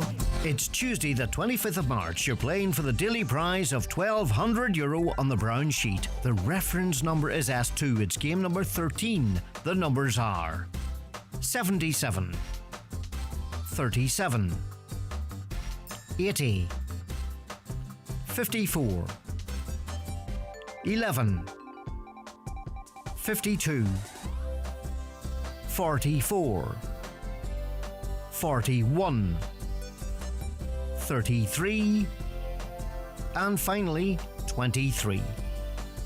Phone your claim to 9104833 before midnight, leaving your name, contact number and the name of the shop where you purchased your book, and we'll call you back the next working day. Get all your Vision Ireland bingo information at highlandradio.com. Are you looking for a powerful, high-performance laptop? Think green and save big with Ben Sweeney Euronics. Discover refurbished Lenovo ThinkPads that look and feel like new with Windows 11 pre-installed and a rock-solid 3-year warranty for total peace of mind. Why pay full price when you can save up to 70% and do your part for the planet by choosing sustainable tech? Find yours today at Ben Sweeney Euronics, Port Road, Letterkenny, and the shopping centre, Dunlow. What do you say to boring lunches? Focaccia! With Centra's new focaccia sandwich range, you get the toastiest, tastiest focaccia bread. Then choose from high-protein chicken with Frank's Red Hot sauce, delicious caprese melt, and more. And they're only €6.50. Focaccia! Centra, live every day. Who's watching your home while you're asleep, at work, or on holiday? With the Sheridan Security Alarm System, you can be assured of round-the-clock monitoring. Our central monitoring station is on duty 24 hours a day, 365 days a year, monitoring homes and businesses in the northwest for intruder, fire, panic, and medical signals, giving you the peace of mind you deserve. Sheridan Security Systems, Bonagee, Letterkenny, protecting what you value most. Call us for a free quotation on 91-26025. Imagine what you could do with €20,000 to refresh your living space. Highland Radio and Foy's are giving you the chance to transform your home with a €10,000 home makeover draw, plus €10,000 in cash. Get your tickets now at highlandradio.com for a chance to make your dream home a reality. The Community Garda Information slot is brought to you by Sheridan Security Systems, monitoring homes and businesses in the northwest for intruder, fire, panic, and medical signals. Call Sheridan Security on 91-26025. It is 24 minutes past 10 on this Tuesday, the 25th of March, and it is time for Community Garda Information. And really pleased to welcome into studio. We have Garda Claire Rafferty from the Milford District Garda Station. Good morning, Claire. How are you? Good, thanks, Greg. It's good to have you with us. Right, quite a lot to get through. So let's start with appeals, and it's a re-appeal in relation to a fatal road traffic collision, Claire. Yeah, so a lot of people will be aware that the Gardaí and the emergency services attended the scene of a single vehicle fatal road traffic collision in the townland of Baltony, Gortahork, on the night of Friday, the 28th of February. So this collision involved one vehicle which had crashed into the gable wall of a house at approximately 9:30 p.m. that night. The driver of the vehicle, a male in his teens, was fatally injured and pronounced deceased at the scene. And a rear seat passenger, a male in his 20s, was also fatally injured. The male in the front seat, aged in his 20s, and a male in the rear seat, aged in his teens, were removed from the scene to Letterkenny University Hospital that night. So Gardaí are continuing to appeal to anyone who may have witnessed this incident to contact us. So any road users who may have camera footage, including dash cam, or anyone that was travelling in the townland of Baltony between 9 p.m. and 9:30 p.m. on Friday night, the 28th of February, you're asked to make this footage available to us because it will help us with our investigation. So anyone with information, please contact us at Milford Garda Station on 074 915 3060 or the Garda Confidential line as well, 1800 666 111. Yeah, and there may well still be some information out there, timely too, in case that footage purges or whatever it might be, depending on the people's equipment. So just double check. It's very helpful for the Gardaí, but also in answering questions from families and those affected by it. That's part of the investigation process as well, isn't it? Yeah, it's important to everybody. Reach out to any Garda station, any information, we'll welcome it. Right, our next appeal is an assault in Donegal town. Yeah, so Gardaí are investigating an alleged assault that occurred at the Diamond, Donegal town. So it was at the bus stop side of the Diamond, and it happened in the early hours of Sunday the 23rd of March between 3:30 a.m. and 3:45 a.m. So Saturday night into Sunday. A man is believed to have been assaulted by another man at that location between those times. So injuries were sustained, none of which are believed to be life-threatening in nature. But we appeal to anyone who may have witnessed the incident to make contact with Gardaí in Ballyshannon.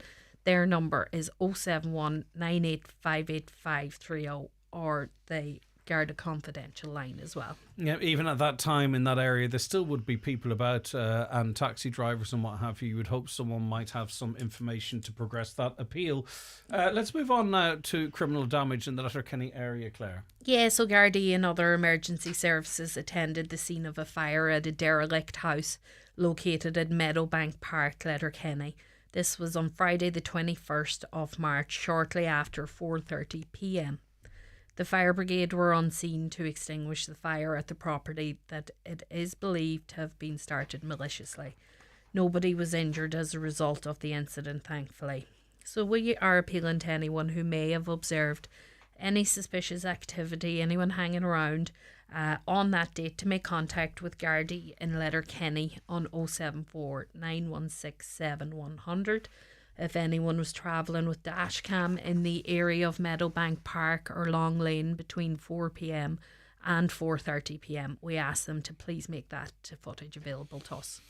Okay, again, middle of the afternoon, someone's bound to have seen something, and it's there by luck. Often when we talk of no injuries reported, you set fire to a building like that. If it's not those that might be in and around it or adjacent to it, look what you're putting the emergency services through for absolutely no reason whatsoever. Let's stay with criminal damage in Letterkenny. Carnamugga. Yeah, so this one, we're appealing for the assistance of the public in relation to damage that was caused in the Carnamugga Upper Letterkenny area between 9:30 p.m. on Tuesday the 18th of March and 1 p.m. on Wednesday the 19th of March, so last week. An old open shed was entered and damage was caused to a car parked within it between those times. All of the car windows were actually smashed. So we're appealing for anyone who may have observed anything suspicious in the area between those dates to make contact with us in Letterkenny, 074 916 7100. If anyone can assist with any relevant information, you can again alternatively use the Garda confidential line 1-800 666 111 or any Garda station. And our last criminal damage appeal this week, this time in Ballabafay. Yeah, so Gardaí in Ballabafay are investigating this one that occurred at Goland, Ballabafay in the early hours of Saturday the 22nd of March between 4 a.m. and 4:30 a.m. It is believed that a vehicle collided with the front wall of a house in that area between those times, and substantial damage was caused to the wall as a result of that. So we're appealing to anyone who may have been in the area with dashcam to make the footage available to us, or if you can assist in the investigation in any way, please contact us at Letterkenny 074 916 7100. And these come up from time to time, and you have damaged somebody's property. There's a lot of resources going in to try and track down those that are responsible, probably in the best interest of the person responsible as well, if they recognise themselves in this appeal, to come forward. It's always better to come forward to us. The last thing you want is us arriving at your door. If you've done something, come to us and we'll deal with matters then. Okay, a parked car targeted this time, it seems, Claire. Yeah, so Gardaí are investigating this incident that occurred at Lisone Court in Buncrana this time. It was between 1:30 p.m. last Monday the 17th of March and 11 a.m. last Tuesday the 18th. So a car that was parked at that location was entered and rummaged through between those times. It appears that nothing was stolen from the car and no damage was caused, but we are still appealing to anyone who may have observed suspicious activity in that area between those times to contact Buncrana on 074 932 0540. And Claire, a reappeal in relation to an incident in Burnfoot earlier this month. Yeah, so this one happened 2 weeks ago, and we wish to reissue our appeal in relation to the assault incident that occurred in the middle of Burnfoot village on Tuesday the 11th of March, as more details in relation to the incident have since come to light. So last week we stated that the incident is believed to have occurred at 8 p.m. It has since been established that it was actually 7:37 p.m. that it occurred, so that time might be more relevant to people than they thought if they heard it last week. So a male youth was assaulted at that location by 5 other youths, 3 males and 2 females at that time. The 5 youths in question had travelled to Burnfoot village by car from the Buncrana direction. They left following the incident and travelled in the direction of Bridgend. So the injured youth sustained non-life-threatening injuries as a result of the incident. And now we are appealing to anyone who may have witnessed the incident to contact Gardaí in Buncrana. We're particularly interested in hearing from anyone who may have travelled on the R238 Buncrana to Bridgend Road with a dash cam between 7:20 p.m. and 7:30 5:50 p.m. on that date 2 weeks ago. Yeah, and there's people with information out there, and you sort of have to rack your brains if you want to cover it up. It's quite distinctive, you know. You've got an exact time there.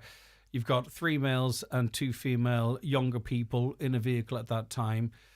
You know, these instances are very distressing, and often, you know, non-life-threatening injuries doesn't tell the full story. You know, I mean, I don't think anyone would want anyone associated with them involved in this and not for them to sort of, you know, maybe learn a lesson from it. It's completely unacceptable, Claire. Absolutely. Incidents like this can easily get out of hand. These things sometimes start out innocently, but if you have 5 people attacking one person, it can get very dangerous. And the gender mix there stands out. Someone knows something. Now an update, or some info actually, in relation to a recent drug seizure, Claire. Always good to get this info out there. Yeah, so a joint operation took place between Garda Síochána and the HPRA, which is the Health Product Regulatory Authority. It was on Friday morning, the 21st of March. A search was conducted of a property in Letterkenny, and a large quantity of tablets and cannabis were recovered during this search. It resulted in one male being arrested and detained at Letterkenny Garda Station, where he was questioned, and he was later charged and bailed to a future sitting of Letterkenny District Court.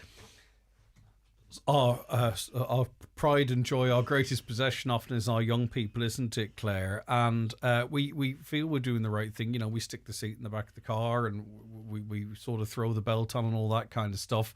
But that being said, God forbid, in relation to a collision, and it doesn't have to be a big collision, you know, you certainly don't want the child seat to be incorrectly fitted or the belt to be in a wrong place and cause any damage to your pride and joy. So there's help out there, isn't there? There's a Check It Fits. Yeah. There are actually a series of Check It Fits events coming up. I've heard great things about these. Should we go? Absolutely, I will be going. I've been waiting for it to come up to go, because I know people who've gone and they've received great advice at it. Because we don't know sometimes that we're not doing the right thing. We think we've it right, but these people will be able to tell us if we are. So the Road Safety Authority Check It Fit service is back in Donegal this week. They provide a free expert service which ensures that your child's car seat is safe and securely fitted, and there's no appointment needed. So I'm going to give you the times now. These times will also be on our website, but we'll start with Karen Dunna at Super Value on Tuesday, the 25th of March, which is today, from 10 a.m. to 5:30 p.m. And then tomorrow at Smith's Letterkenny from 10 a.m. to 5:30 p.m. Thursday, the 27th of March in Balbuffet, they will be at the Aldi at Chestnut Road from 10 a.m. to 5:30 p.m. And then Friday, the 28th of March, same times, 10 a.m. to 5:30 at Bundoran, Cosgrove Super Value there. And the It Fits also could be your young one, you know, because as children grow up, certain seats are suitable, not suitable. You know, there's height restrictions in terms of booster seats versus the more enclosed seating. They'll check that. I presume it's a completely non-judgmental service. They'll just let you know what the crack is, because it's about making sure everyone's as informed and as safe as possible. Absolutely. They want to make sure everyone is safe. So they have all the information. As we said, we buy these seats, but we don't really know much about them, whereas these people do, and they can help us and advise us. All right, brilliant stuff. Right, now, social inclusion. Is it week or month? But anyway, there's an event coming up as part of it, and nothing says inclusion like a cup of coffee, Claire.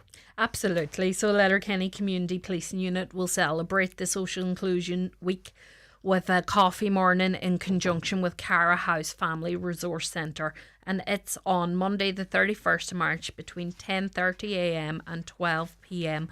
at Cara House in Letterkenny. And the coffee morning will be followed by an intercultural music celebration in the drop-in room from 12:30 p.m. then. So everyone is very welcome to come along for a friendly chat over a cuppa and some treats and a bit of music. Great. Now we have a question, and I think it's sometimes, you know, we don't necessarily realise. I think this is quite self-explanatory, really, and I think this is by design and not accident. Can you ask Garda, Claire, why is there no one manning the Garda confidential line? It's going straight to an answer machine. Yeah, so this is how the system works. If you wish to provide confidential information in relation to a crime or other activities, you do it by contacting the Garda Confidential line on 1-800 666 111. You will automatically be put through to an automated service where you leave the information you wish to provide after the beep. It's similar to an answering machine. So this way you do not have to talk to anyone or provide any of your details if you do not wish to do so. Whereas if you actually want to talk to someone, you can contact any Garda station, isn't it? and you don't have to provide your details. So if that's what you're looking for, you can always reach out that way. Well, I imagine, you can contact the Gardaí. It's confidential in any case. You can have a chat with someone, pass on the information, withhold your identity if you wish. For some people, that's okay, but for others, they have information and they're afraid, well, it could get leaked, it could come back to me. Now, Gardaí will be quick to reassure people of that, right? That's not how it works. But for those people that really have their concerns, there's an answering machine. Talk to it, ring from whatever phone you like. You don't even have to leave your name. And that's the whole logic behind the thing, I think, Exactly. Claire. All right, okay. Thanks so much for calling in, Claire. Do appreciate it. No problem, thank you. That was Community Garda Information with Garda Claire Rafferty for this Tuesday, the 25th of March. Back with you next Tuesday, of course. And if you missed anything there, you can catch up on our Facebook page and on the On Garda Síochána Facebook page a little later on this afternoon. And if I forget, I'm sure I'll be getting a little reminder from you know who. She'll be on to you. Okay, back after these. The Community Garda Information slot is brought to you by Sheridan Security Systems, monitoring homes and businesses in the Northwest for intruder, fire, panic and medical signals. Call Sheridan Security on 91-26025. At Warehouse Bar and Kitchen, Main Street, Letterkenny, you'll find mouth-watering food and delicious cocktails 7 nights a week, with tasty deals including Tuesday Burger Night, Thursday Steak Night, Fizzy Friday and Boozy Brunch at the weekends. Not forgetting live music every weekend. Follow Warehouse Bar and Kitchen on social media for specials and updates. A PTSB mortgage gets you moving. Whether you're buying or building your first home or your forever home, our dedicated team can help find the rate that's right for you. And with an online portal to track every stage of your application, it all comes together for a mortgage experience that's altogether more human. PTSB. Apply online today. Lending criteria, terms and conditions apply. Over 18s only. Security and insurance is required. Permanent TSB PLC trading as PTSB is regulated by the Central Bank of Ireland. Refresh your space for summer with Foy's of Ballybuffet and Letterkenny. Whether you're looking to refresh your home or transform your business, Foy's experts are here to help you every step of the way with free interior design and paint colour consultations. From wallpapers to curtains, blinds to lighting and accessories to furniture styling. We've got it all. Ask about our defective block support scheme. Foy's of Ballybuffet and Letterkenny, the largest paint and wallpaper stockists in the Northwest. Shower, teeth, clothes, coffee, keys, car, drive, work. Shower, teeth, clothes, coffee, keys, car, drive, work. Shower, teeth, clothes, coffee, keys, car, drive. Tractor! You never know what's coming. Slow down on rural roads. A message from the Road Safety Authority. Visit rsa.ie. Texter earlier told us of their parents, both in their 80s, referred to the ED at Letterkenny University Hospital by their GP. They arrived at 12 p.m. yesterday. We received a text from their child 18 hours later. And they gave us a little bit more information. Thanks, Greg, for reading my comment. My parents sat on hard plastic chairs in the ED department for 18 hours. They went through half an hour ago to the next part of the hospital, still sitting on hard plastic chairs. They're waiting for the doctor to see them. They don't know when that will be, and it really, really is very cruel. So they did 18 hours in the main ED that we know. They've now been moved into the next stage, and it's approaching 24 hours in an hour and 20 minutes. 2 80-year-olds. I don't think any of us want that, do we? For whatever reason, whatever it needs. And we go back to the comments of the former manager, Pat Harvey. It's Pat Harvey, Caroline, isn't it? I've just got two Pats in my head. Pat Harvey, the former HS head of the Northwestern Health Board. And he says the first thing you do, if he were the manager, is you go in there and say, right, we can't have older people sitting on chairs for 18, 20, 24 hours. the guidelines are crazy. It's 7 or 8 hours is acceptable, it seems. You go in and you say, well, why isn't this? Why aren't they being moved through in 2 or 3 or 4 hours? And you do whatever it takes to stop that. And he's a former manager, former head of the North Western Health Board. I presume he's got some knowledge as to how one might do that. A caller says, this is possibly the worst government we've ever had in this country. Their policy is now to neglect, ignore, deceive, misinform, lie. In short, they're nothing more than elected dictators who now have another 4 years to do what they wish. They are a disgrace and the world's watching. They are democratically elected government by the will of at least 40% of the population that voted. That is democracy. That's not a dictatorship. That's a mandate. And maybe you didn't vote for them, or maybe you don't agree with them, but many people, and many of them listening to this show, did vote for them, did feel that their life was okay, and did trust them to continue to keep them in that position. There are people who have different points of views, but they can coexist. Some people will be happy in this life under a certain government, others may not. Right, someone sat in the ED for 28 hours. I'll get to that in a sec. I want to go to Laura, though, because Laura's holding on the line. Laura, how are you getting on? Thank you for your time today. I'm good, Greg. How are you? I'm doing okay. And we were speaking to Father Lorcan, and obviously the focus at that point was in terms of, you know, the day physiotherapy services. They're now being provided elsewhere, and there's some confusion as to the demand on them in the likes of Clohan. But and it's quite important, actually. It's not just those services that have been lost. What's your experience, and how does it impact people in real life? Well, as well as the much-needed physio services and the day services at St. Joseph's, which were great for the local people, that they weren't having to travel far and essential to them. We've also lost the dental services down there. Now, they're gone quite a few years. And I suppose when I was a child, that was where we went to. We were in the local area, which is a huge area, the Valley, lots of national schools. And if you had an emergency or that, or I suppose just for the odd checkup every now and again, you would have went to St. Joseph's. Mm-hmm. Now, from it's been closed, you ring the HSE, depending if it's an emergency or that, you might end up, now I know with ourselves, we ended up one time having to go to Lifford to be seen in Lifford and then having to head on to Donegal town. Now, I know 15, 20 minutes down the road, that's okay if you're somebody that can drive. Families that have cars, ourselves, we don't drive, so you're either dependent on someone to come and take you, taxis if you can afford them, or our fantastic bus service in Donegal. So you could end up having a child missing school the full day, depending on what time the appointment is, if you're working around buses or that. Now, Donegal town, I have to say, they are fantastic when you get in over there. They're great.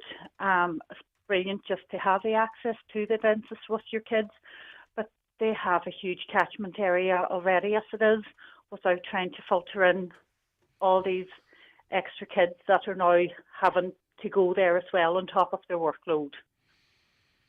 Yeah, and for many people, they simply can't make that trip. That's life in Donegal, and you've put it quite well yourself, Laura, you know. And it's not just the kids out of school for a day, you know, mum or dad, or both, depending on the child or the circumstances, having to take maybe a day out of their lives just to get a checkup or indeed an emergency appointment. And you talked of the catchment area, Donegal Town Services, but I mean, Ballybofey, Stranorlar and Strands, that's a big catchment area in itself. You'd imagine it justifies these services, wouldn't you? Yeah. Oh, you would, because, like, you know, here in Ballybofey and Stranorlar themselves, like, you have the 2 secondary schools, you have the 4 or 5 national schools, because you have Robertson's, you have St Mary's, you have Dewey's National School, you have Tebow, which would all, I suppose, fall in.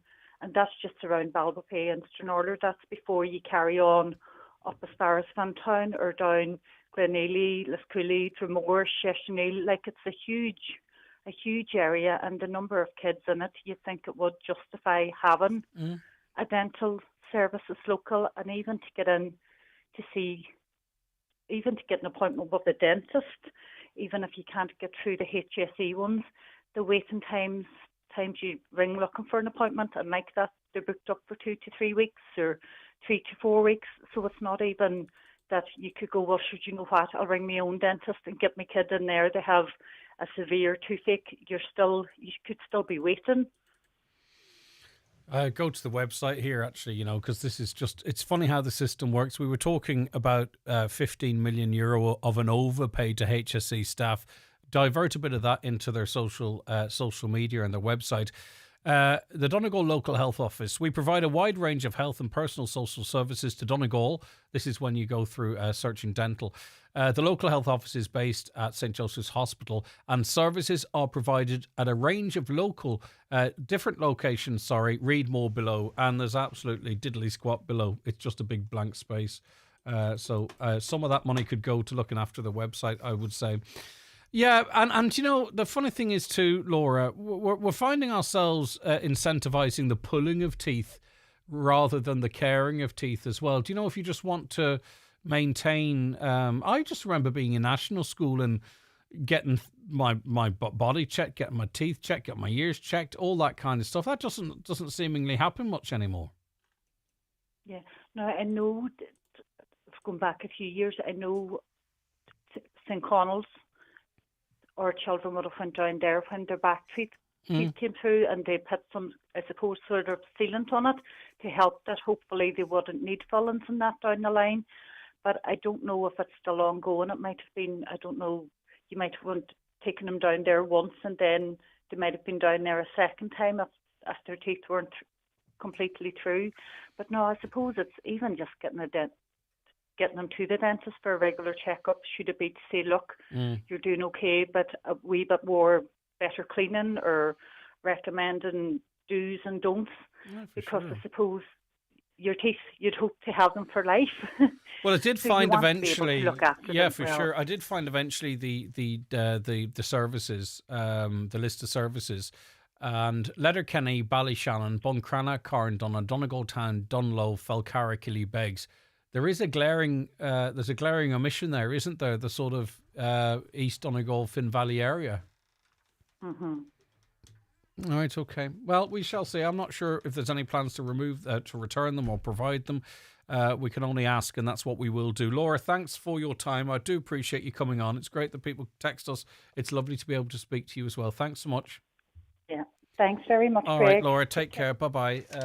086 60 25,000, or if you want to send a voice note, by the way, feel free to do so. 086 60 25,000. Mr. Blue Sky, please tell us why. The Euro Millions jackpot is an estimated €220 million. Play responsibly, in-store, in-app or at lottery.ie. The National Lottery. It could be you. Keeling's blueberries are available now. Let the fun begin. Pick up a punnet of Keeling's blueberries in store today. Tasty, juicy, feel-good fruit. Love that Keeling's feeling. Monster Bingo every Tuesday night at Mulroy Woods Hotel. €3,300 must go with €1,000 on the last page. Doors open 7:30. Bingo starts at 8:30. That's Monster Bingo this and every Tuesday night at Mulroy Woods Hotel, Milford. We move Ireland's energy through one of Europe's most modern gas networks, delivering the energy you need today throughout the country. And now we're moving Ireland's energy in a new way, bringing more sustainable sources into the pipeline. Gas Networks Ireland, moving Ireland's energy. Highland Radio weather updates with McElhenney's. Discover trending new styles each week in fashion, footwear, accessories, homeware and more. Visit us to explore the latest arrivals in store or shop online at mcelhenneys.com today. Okay, let's have a look at that weather forecast. Mostly cloudy for a time this morning before gradually brightening up with sunshine developing in the afternoon. Highest temperatures of 12 to 14 degrees in a light northwest or variable breeze. Now, Dr. Marie Hainsworth is manager of the Donegal Domestic Violence Services and is with me now. Good morning to you, Marie. Thank you so much for your time as always. No bother. Thank you, Greg, for having me on. Right, okay. There was a story that was published, or an experience actually, that was published by an influencer. She talked of how she feared she'd be killed after a man followed her to her hotel room in Dublin. Chloe Coyce warned others about the incident, which happened following a night out in Dublin. She says it was terrifying. And I suppose it serves as a reminder, doesn't it, Marie, about women and their safety, and the importance, of course, of, not oversharing. Now, I'm not saying this girl did, and I'm certainly not victim blaming. It just serves as a reminder. Yeah, well, I think one of the things that Chloe did was she went on air to basically say, look, they did everything that would be standard for going out on a night out, and still this happened to them. So, and that was her whole point. She wasn't. They'd taken it very seriously about how they liaise with one another. Friends weren't staying in the same hotel. This guy was definitely looking to stalk her, and he just took the opportunity. Like, there was no, very hard for her to be able to have predicted his behavior, in that situation. But I suppose the real issue is, why is it always left just to one victim to have to protect herself? What we really need to be looking at is a whole community response to keeping people safe. And I think that was her point. She went into the hotel reception area. There was nobody there. There was no night porter there. And it's those kind of situations where you wonder, what is the responsibility of other organisations, of other employers, to make sure that their clients are kept safe? Yeah, indeed. And, she mentioned the hotel, she was saying, in passing, I would imagine, full of joy on a night out, as you might be, a very innocent thing to do. But if you've got someone who's targeting you, that's very dangerous information. But as you say, it's not really about her actions. If there were other things in place, she would have been able to have felt safe and secure. Yeah, and I suppose that is the issue. Where are we as bystanders in terms of protecting other people that we see out and about, And I mean, I know there's an increased presence of kind of CCTV cameras, but that's not much use in the actual moment. It's not going to make you feel safer. It might help you to make a report and to get evidence after the fact. But in terms of actually how are you kept safe in that moment, it's quite challenging, And his behavior was very intimidating. So, from that point onwards, you're dealing with somebody who is having to respond through a place of fear, and that's not always the best place to make the best decisions. She was also aware that she had another relative in the hotel room. Was she leading him to her? Who else was she putting at risk, and how could she keep everybody safe? That's not something you need to be doing at 2:00 in the morning after you've just been on a night out. That's why is it her responsibility alone to have to do that? Yeah, for sure. And I think often it's the near miss element of this, and she very quickly found herself considering other women that have been in this situation that weren't as, in inverted commas, lucky as her. Yeah, and I mean, she said even when she was doing the video there that she still felt self-blame a little bit, which is often the reason that people don't come forward. And it will be interesting if there are other people now who might come in and say, well, actually, I was in the city a couple of weeks ago and a similar thing happened to me. Yeah. Because there are instances that because they don't end in disaster, don't tend to get reported, and therefore the guards may not even be aware that this is happening. So it does need a bit more of a public awareness, and certainly people who can use the media in this way are possibly, a conduit for doing that. So, it's good that she put it out there, but it'd be interesting to see what the follow-on is and to encourage other people to come forward and share experiences. Yeah, for sure. We'll watch closely. Thanks so much for joining us. That's Dr. Marie Hainsworth, Manager of Donegal Domestic Violence Services. A caller says, I sat in the ED last week for 28 hours. That was just their text. Another 28 hours. Why are the HSC misrepresenting the number of older people in the Twin Towns who need day services? Who from the HSC surveyed them? How did they survey the needs? Well, you see, it's an interesting question, because if they're saying only one person accessed the service, and then we're being told there isn't capacity on the bus to get to those services, at what end? Are you doing it at the bus stop where no one can get on, or are you doing it where there was one seat and one person can get off? And that's really, really important. Not literally like that, but you know what I mean? It's at what end of the beginning or the end are you surveying who needs these services? But they say, will heads roll when the genuine community surveys undertaken by the Save St Joseph's Committee? The Twin Towns need a central health service where the synergy and accessibility, physical and financial, are located. The St Joseph's site is the best place, so why fragment them all over the place whilst cutting back on them? HSE and HICWA have a hidden agenda, I believe. Well done, Lorcan, and the committee for not giving up the battle of deception. Is Ballybofey Stranorlar starting to sort of be seen more formally as a hinterland of Letterkenny, as a commuter belt of Letterkenny, I wonder? You would wonder, wouldn't you? Some people might. In any case. Okay, we are heading towards news at 11. Happy Mother's Day. Treat your mum this Mother's Day to a bottle of perfume or a cosmetics gift from McGee's Chemist in Letterkenny. You'll find Clarins, Jimmy Choo, Marc Jacobs, Hugo Boss, Lacoste and many more. Great value for great mums this Mother's Day. See in store or order online at mcgees.ie.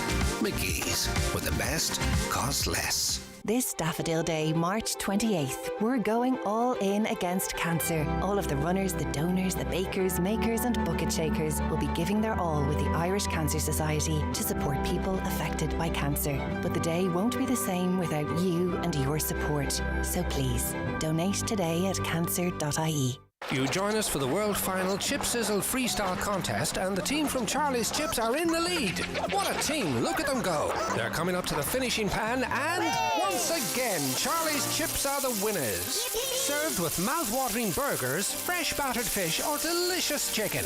And there's a great selection of gluten-free options now also on the menu. All available to take away or sit in Tuesday to Saturday from 12 to 8. When the hunger hits, pull into Charlie's on Pierce Road, Letterkenny. Thinking of changing your floors? Why not see what Florid Letterkenny has to offer? Florid have a large selection of solid, semi-solid and laminate click vinyl wood flooring, together with a fantastic choice of parquet, herringbone flooring, all at incredible value.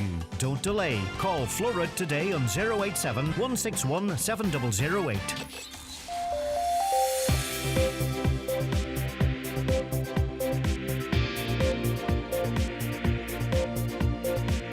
The county's #1 talk show, The 9 till Noon Show on Highland Radio. And it is 11 o'clock. Let's get a news update, and it's over to Donald Kavanagh. Thank you, Greg. Good morning. Gardaí have renewed their appeal for information about a single vehicle fatal road traffic collision in Baltony, Gortha Hork.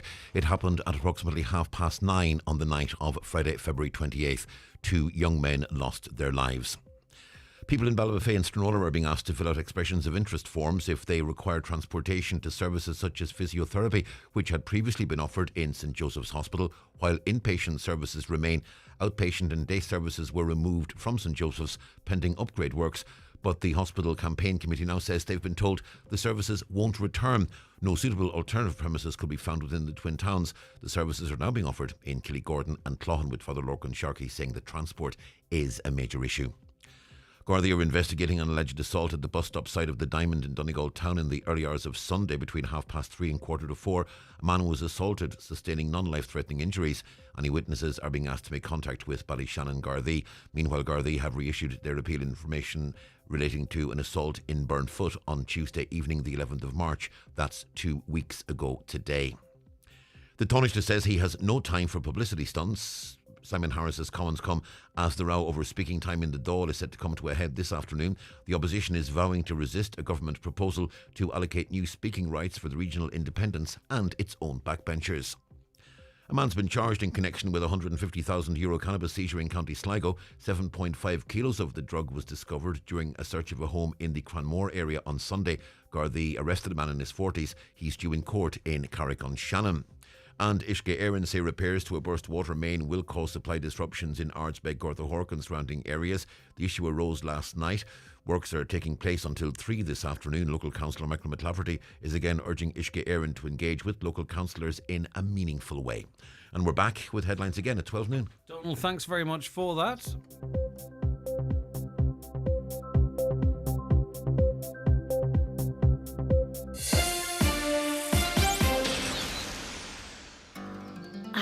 The perfect recipe for a surprise Mother's Day brunch.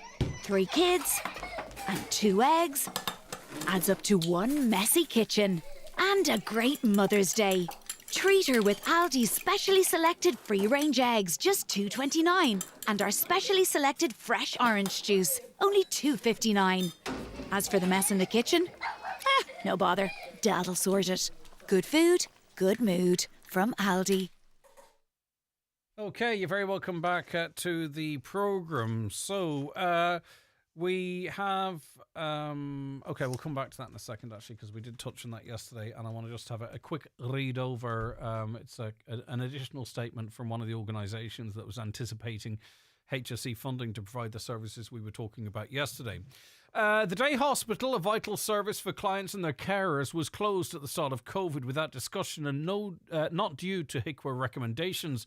The building was used as a changing, shower, dining and laundry area for staff working in isolated COVID unit within St Joseph's. A state-of-the-art ambulance base now stands on the site which housed the day hospital. All other services that were removed from the hospital's campus were also crucial to health and well-being of all people in the area. Physiotherapy, chiropody, dental. How can our local representatives have stood back and watched this happen? How did they accept what the HSE told them?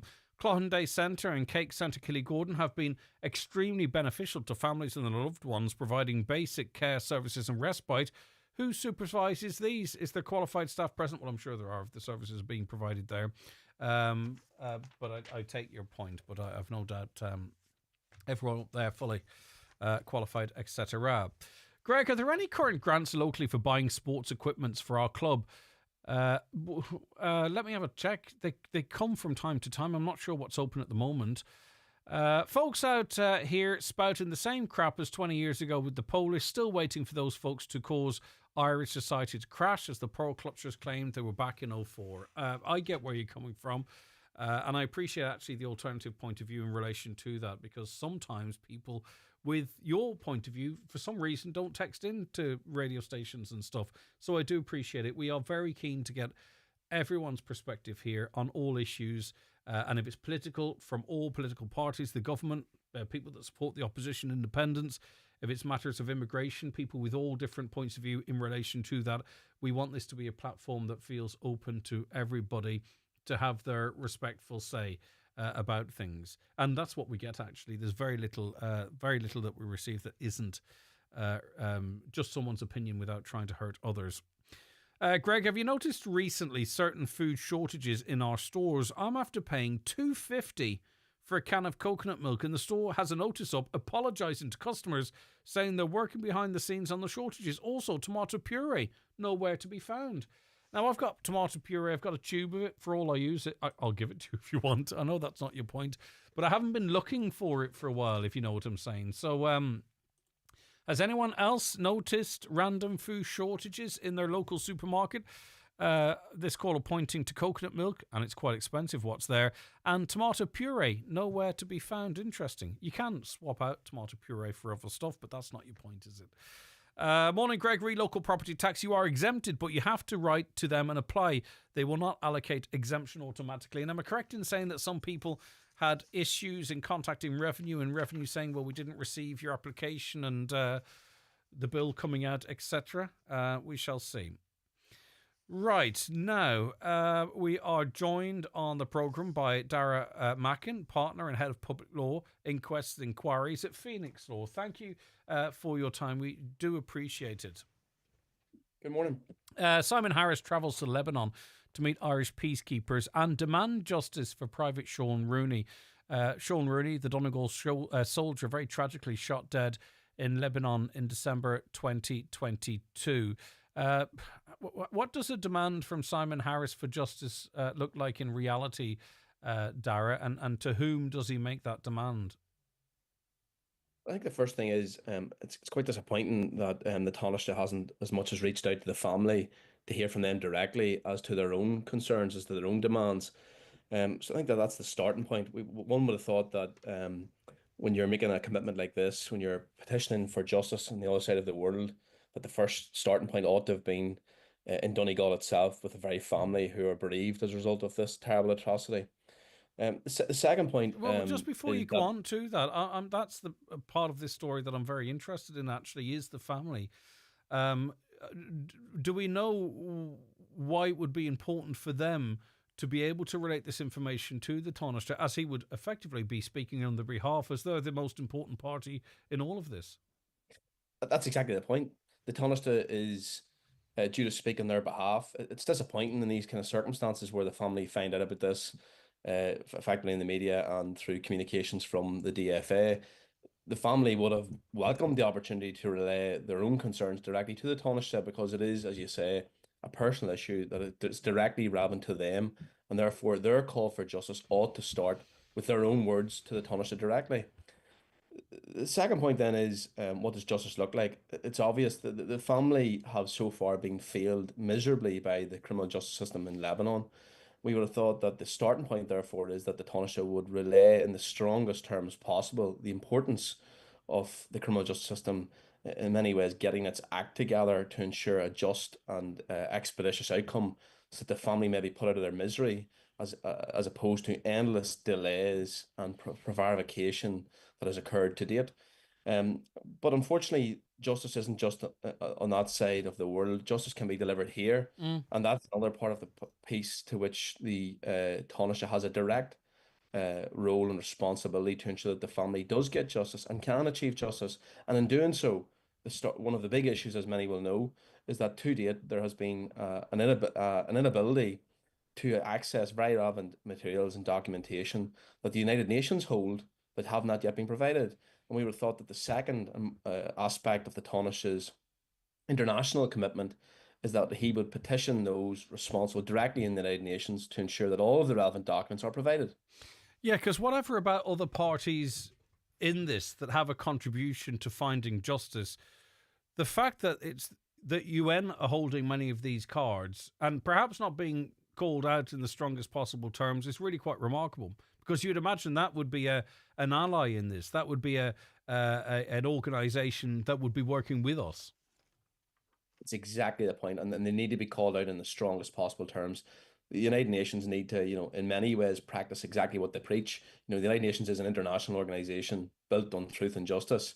They need to put their money where their mouth is and deliver exactly that to the family, who Private Rooney, let's not forget, in many ways has given his life to protecting those values. The United Nations, the very least they can do is ensure that the documentation they hold in respect of the various investigations that they undertook should be provided, so that the family can achieve truth and justice. The UN said towards the end of last year that the family of Private Sean Rooney were to receive information about his death that was previously undisclosed. Was that forthcoming? And if it were, what gaps remain? They were hollow words. The family haven't received a single document from the United Nations to date. So this is remarkable in that I think we as journalists and in the media have to be really careful about how we report things and chasing stuff up, because your layperson would have headed into Christmas thinking, right, okay, justice for the Rooney family. And yet here we are heading towards April.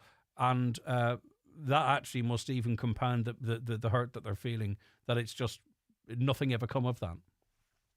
That's exactly it. The hurt has been compounded. I couldn't have phrased it better myself. That is exactly what is happening here. The family have been treated appallingly in many regards by the way the United Nations have dragged their feet. Despite public commitments to the media about providing material, not a single document has yet been forthcoming to the family. Those kind of issues need to be resolved, and it's those kind of issues that the Taoiseach should be leading the way on behalf of the family to try and achieve some measure of justice.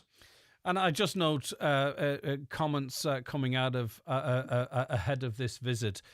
And there's quotes of the frustration and concern of the Irish government. Again, this talks to your point. Where are the family in this process? It might be frustration and concern on behalf of the Irish government, but there's the unanswered questions, that the heartbreak and the grief and the trauma for the family, which perhaps should be front and centre in this story. And it's not a story, it's a lived reality, but I hope you understand the point we're trying to make, Dara.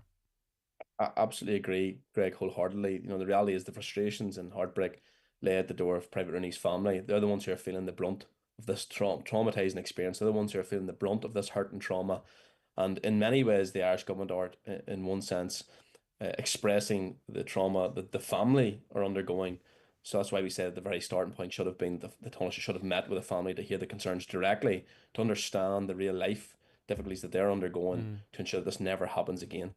It's also critical, I would imagine, if any trial progresses or any criminal proceedings progress, that it is got right. In other words, that it's done with all evidence, incriminating or otherwise, because it would be unimaginable for a lack of information from the UN or someone else dropping the ball to deny the family the justice they deserve.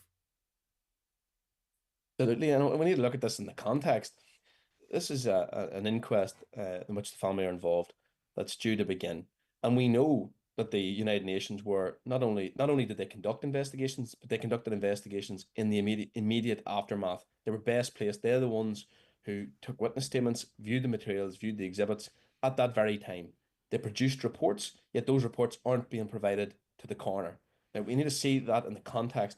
How can that mechanism, i.e. the quasi-judicial process of the coroner's court, how can it conduct an effective investigation in circumstances in which it hasn't got very, very important centerpiece documents from the United Nations? And the reality is, we have seen that the senior coroner's decision to appoint the United Nations as a properly interested person, which in itself is very unusual, goes to the difficulties that she is having in trying to ensure that all of the relevant material is marshalled. Now, what we say is that that's a very simple starting point. When there are investigations being conducted, whether they're being conducted by the Gardaí or another public authority, or in this instance, international organisations such as the UN, those documents need to be provided to the judicial process so that they can be considered and conclusions can be reached, having viewed all of the material. Do you believe the Irish government's language has been strong enough towards the UN? I don't think it's strong enough by any measure at this juncture. I think it needs to be much stronger.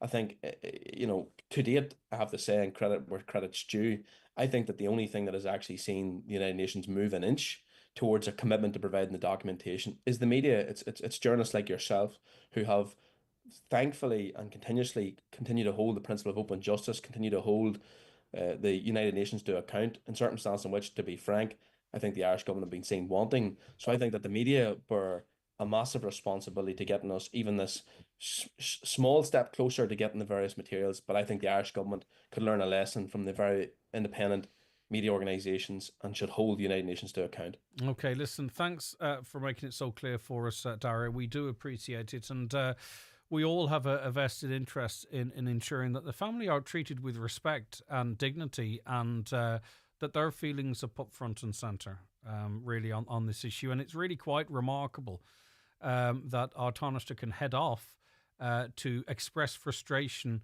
on behalf of the Irish government with the Lebanese officials, and not actually necessarily be able to bring a human angle to this. This is what the families want. This is what the impact is on them. Because I think even if it weren't heeded, it would be very valuable in that process.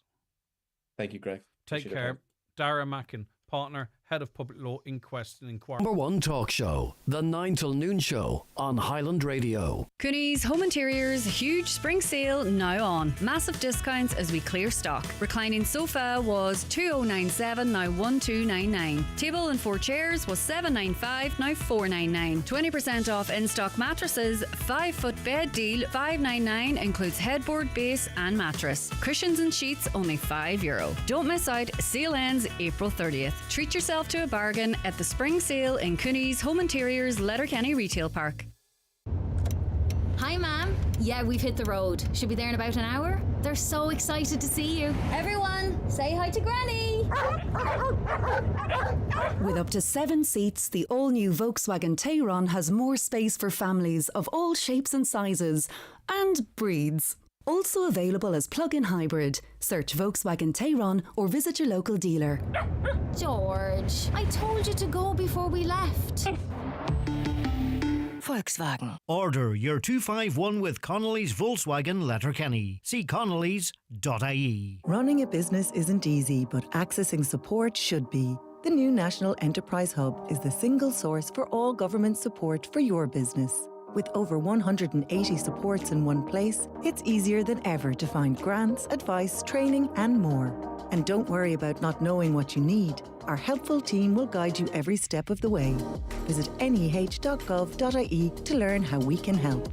The National Enterprise Hub. Support starts here, an initiative of the Government of Ireland. At Restex Beds, we are celebrating 50 incredible years in business. And we are introducing our brand new Glenveigh mattress, comfort that's as legendary as our half-century legacy. Experience 50 years of bedding excellence at Restex Beds, Mountaintop Letterkenny. Restex Beds, leave the rest to us.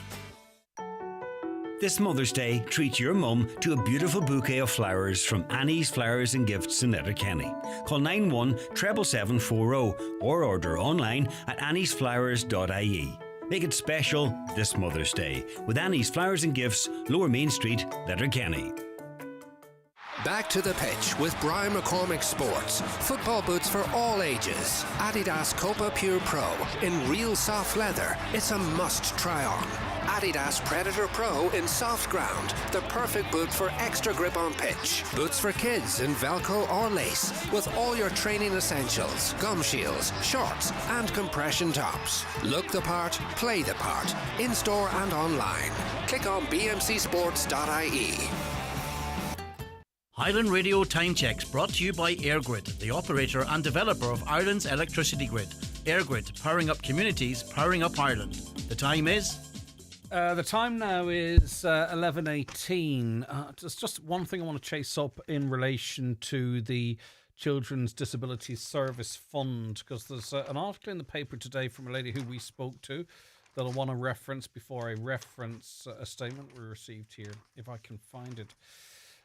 In any case, I believe it's Denise, who's Jack's mum, who has welcomed a commitment she seemingly received about funding being made available. The mother of a 9-year-old boy with cerebral palsy who was invited to an announcement of funding that never came through has said she's delighted after news last night that the money will be delivered. A spokesperson for Disabilities Minister Norma Foley said the department has secured sanctioning for the 8 million grant fund to cover the costs in full. Now, some of these additional services were to be provided through a number of organisations, amongst them No Barriers. Okay, so we have the Minister announcing that this funding has been found, and of course we have people like Denise welcoming that. But from the No Barriers perspective, they say they welcome the recent discussion in the Dáil regarding the Children's Disability Service Fund. No Barriers looks forward to working with children and families in Donegal to deliver long-awaited and much-needed services. We remain committed to ongoing collaboration with all relevant stakeholders, but my understanding is that they continue to work flat out behind the scenes to move things forward, but they have not received any communication as of yet with regards to funding. That's my understanding. So I just think that information needs to get to everyone at the same time.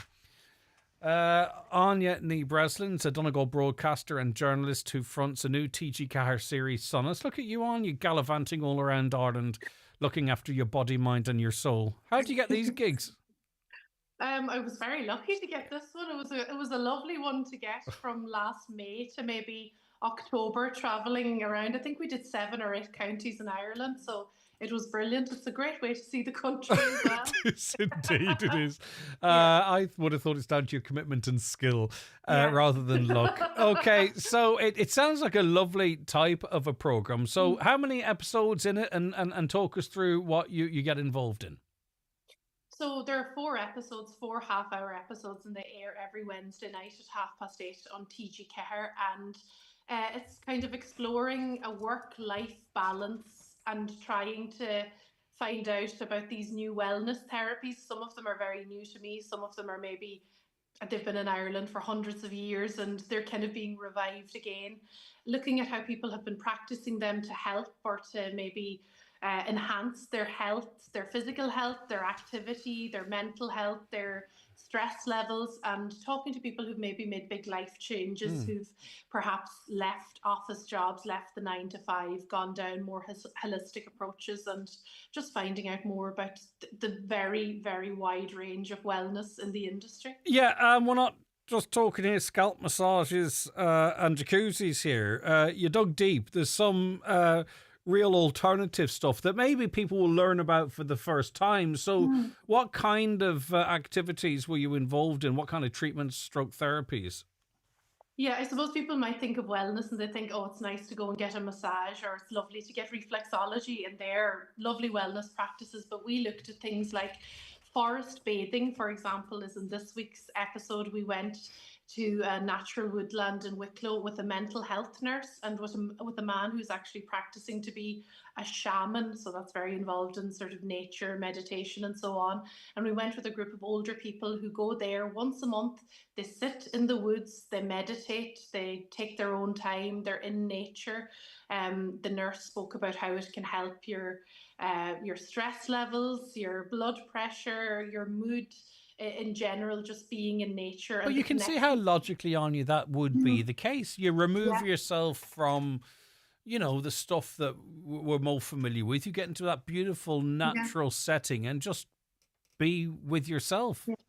Yeah, and remove yourself from the phone would be a big one. I mean, we all go walking, but we have the headphones on or we're listening to something, and it was very nice. It was, and a lot of people are trying to get back to nature or try and get back to some kind of a connection, that they're not just stuck on some electronic device. Yeah. We did as well. We did an event as well where we went to Inisheer in the Aran Islands and did a breath work and yoga workshop. So it was talking about the breath, how to manage your stress levels, how to manage your cortisol through breathing. This was all carried out on the beach in Inisheer, which was beautiful, using sauna, hot and cold, to help with energy levels, to help with all of that, and then go into the sea as well at the end. That was lovely, and it was part of an old Irish pilgrimage of St. Gobnet, who had been on that island, and it kind of tied into the Irish tradition of retreat. Something like people would go to Loch Jarrag, they would be familiar with that. Well, people can go other places in the country and maybe look at different approaches towards it. Is there any that sort of, push you outside your comfort zone, and not you specifically, what we might sort of, because what you're talking about is very different. Very few of us have partaken in it, but we could see the logic of the benefits of it, Anya. Was there any other activities that you took part in that you went in maybe going, right, okay, we're going to have to wait and see with this? We did howling at the moon in the sea in Blackrock in Salthill in Galway. So once a month, this group of sea swimmers come together, they get into the sea.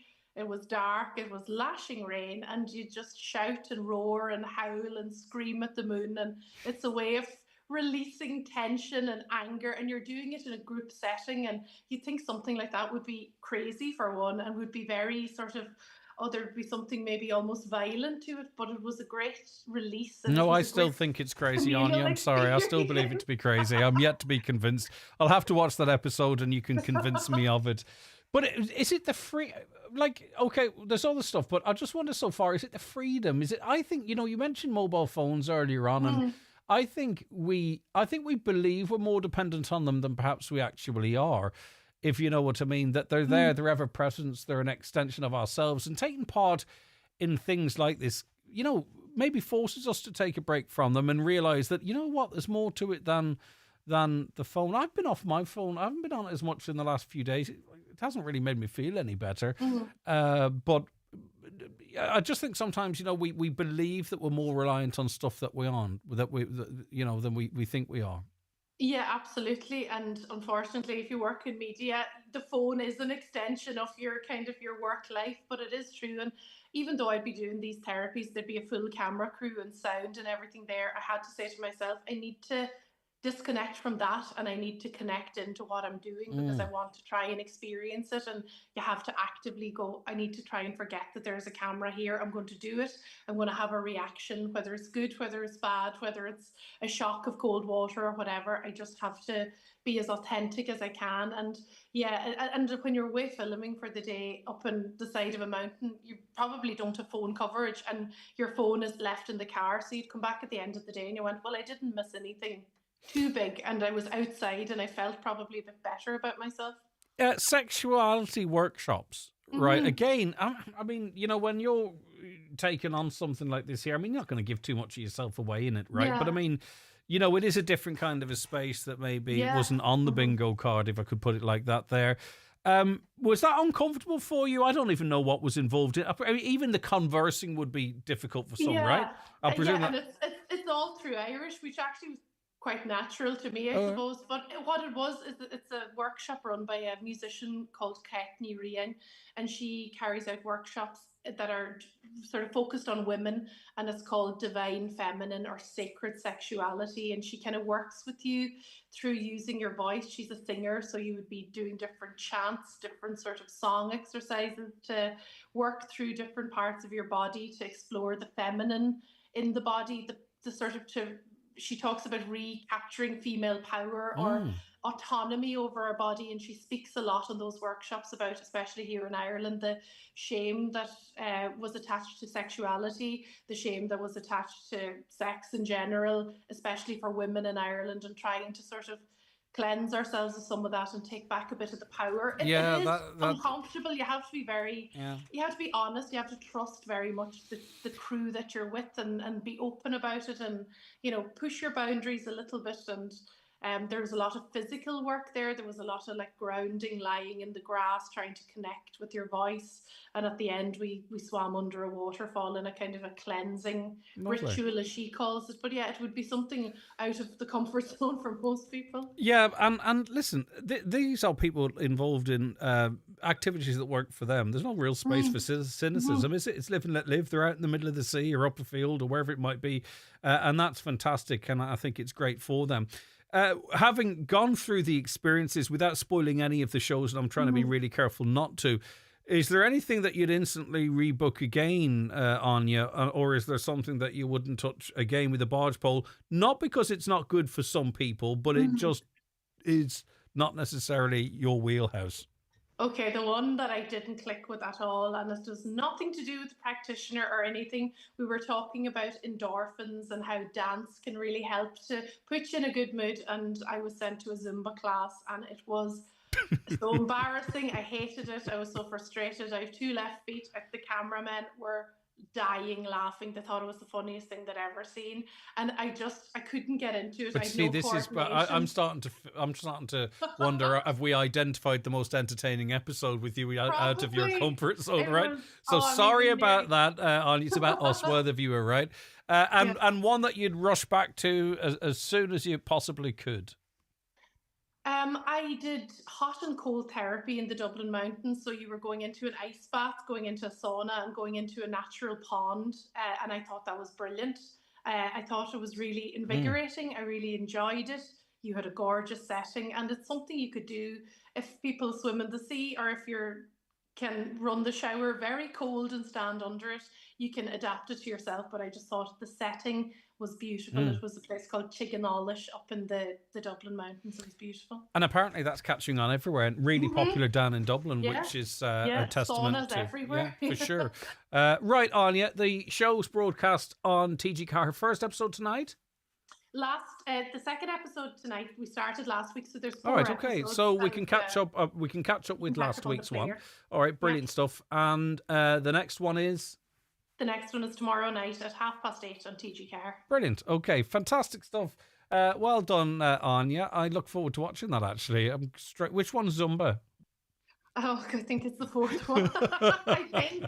I'm trying to block it out. No, you're just dragging viewers in. I don't know what you think you're at. All right, Anya, take care of yourself. Well done to you. Look forward to watching that. Gurmaha Gutag Aslan, Anya Ní Breslin there. Donegal broadcaster and journalist who fronts a new TG Cahir series, Sonas. The first episode went out last week, and who better than Anya to take on a project like that, because incredibly relatable, in comfort zones, out of comfort zones, and so on and so forth. Right, what time is it? It's 11:30. Let's take a quick break. Watch the show live now on YouTube, Facebook, and at highlandradio.com. Summer Sessions Letterkenny presents the Saw Doctors outdoor show live at the Big Top in Letterkenny on Saturday the 16th of August. That's the Saw Doctors, the 16th of August. Don't miss out on this sellout show. Tickets €50 and 60 cents at sawdoctors.com. Also coming to Summer Sessions are the Human League, Picture This, and many more. See Summer Sessions on Facebook and Instagram. Hip hip hooray! Hip and knee replacement surgery is now fully reimbursed by the HSE under the Northern Ireland Planned Healthcare Scheme. Why wait? Access treatment faster at Kingsbridge Private Hospital in Belfast or Ballykelly. You'll be seen within 7 days and have your surgery within 21 days. We guarantee it. Text hello to 51777 for a call back from our dedicated cross-border team, or visit kingsbridgeprivatehospital.com/cross-border for further information. Are you worried about trees on your property? Northwest Forestry Services Ballybuffet are fully insured and have over 40 years experience in dangerous tree removal, tree felling, surgery and stump grinding. For peace of mind, call Northwest Forest Services Ballybuffet for a no obligation quotation on 913233. Celebrate Mother's Day with a delicious 5-course carvery lunch at the Villa Rose Hotel Ballybuffet on Sunday, March 30th. Treat Mum to a wonderful dining experience with a selection of freshly prepared dishes in a relaxed, family-friendly atmosphere. Call the Villa Rose Hotel to reserve your table today. Find all the gifting inspiration you need to make Mum's Day at Dunnes Stores. Discover luxurious nightwear, elegant home decor, must-have beauty buys and gorgeous scented candles for the perfect self-care moment. Can't decide? Give her the gift of choice with a Dunnes Stores e-gift card. Perfect for every mum. Buy and send an e-gift card in seconds or schedule it to arrive in her inbox on Mother's Day, Sunday the 30th of March. Shop in-store or online now. Dunnes Stores. Always better value. Terms and conditions apply. Mr. Blue Sky, please tell us why. The Euro Millions jackpot is an estimated €220 million. Play responsibly, in-store, in-app or at lottery.ie. The National Lottery. It could be you. And you welcome back. We're heading into the last half hour of this Tuesday's 9 till noon show. My granddaughter, says the listener, has 2 wee boys with autism. One is very good, but he doesn't speak. The other one gets confused and agitated. She was in a toy shop when the youngest took a tantrum and pulled her hair and hit her. There was a young couple with a baby giving her dirty looks. She said that she has never been more embarrassed in her life. She was in a play area and a child go, "There goes the mad boy." The parents never batted an eyelid or told him off, I think. I think that people need to be more aware of children with autism. It's not their fault if they get frustrated and throw a tantrum. People need to be kind. Indeed, they really do. And it's a toughie, that. And I made sure to, as best I could, teach my boys at a young age that everyone is, you know, not everything is obvious. Not everyone's behaviour is exactly as it may seem. And I really feel sorry for Mum there. Doing the best, getting the boys out, and feeling judged like that. It's not fair. But that person, those people, perhaps, you know, it's just about education. I'm sure they're very good people too and might understand it now a little bit better. Now, we are joined on the programme by Nicola McKay, Kids and Teens Anxiety Coach. Thank you very much for joining us, Nicola. No problem, Greg. It's a pleasure.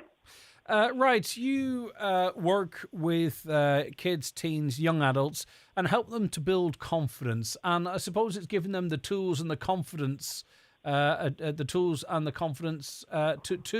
work on themselves as well. Yes, absolutely, because that's key. No matter what age you are, whether you are a preteen, a teenager or an adult, we all need coping strategies to help us in difficult situations. And throughout life, sometimes we develop unhelpful coping strategies. And it's my role as a coach to change that around and challenge that thought process and introduce maybe more helpful thinking patterns and practical strategies that our kids can use in times of stress.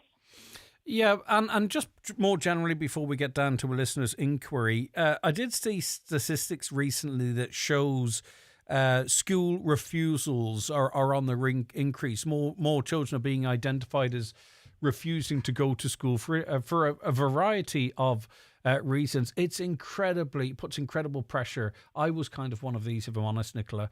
And sitting at, firstly, getting me into the car was a nightmare. And then by the time we got to school, I would sit in the car, wouldn't get out. Then the school start time would pass, and then I certainly wouldn't get out. I ended up leaving school early. That was part of the reason, Nicola. So I do understand how tough it can be on parents, because I made my parents' life difficult enough, I would imagine. So why are we seeing an increase, and what can we do? So just to go to the stats on this, so that just to give a bit of clarity around it, in Northern Ireland, the number of pupils missing from school was 10% over what it was 4 years ago.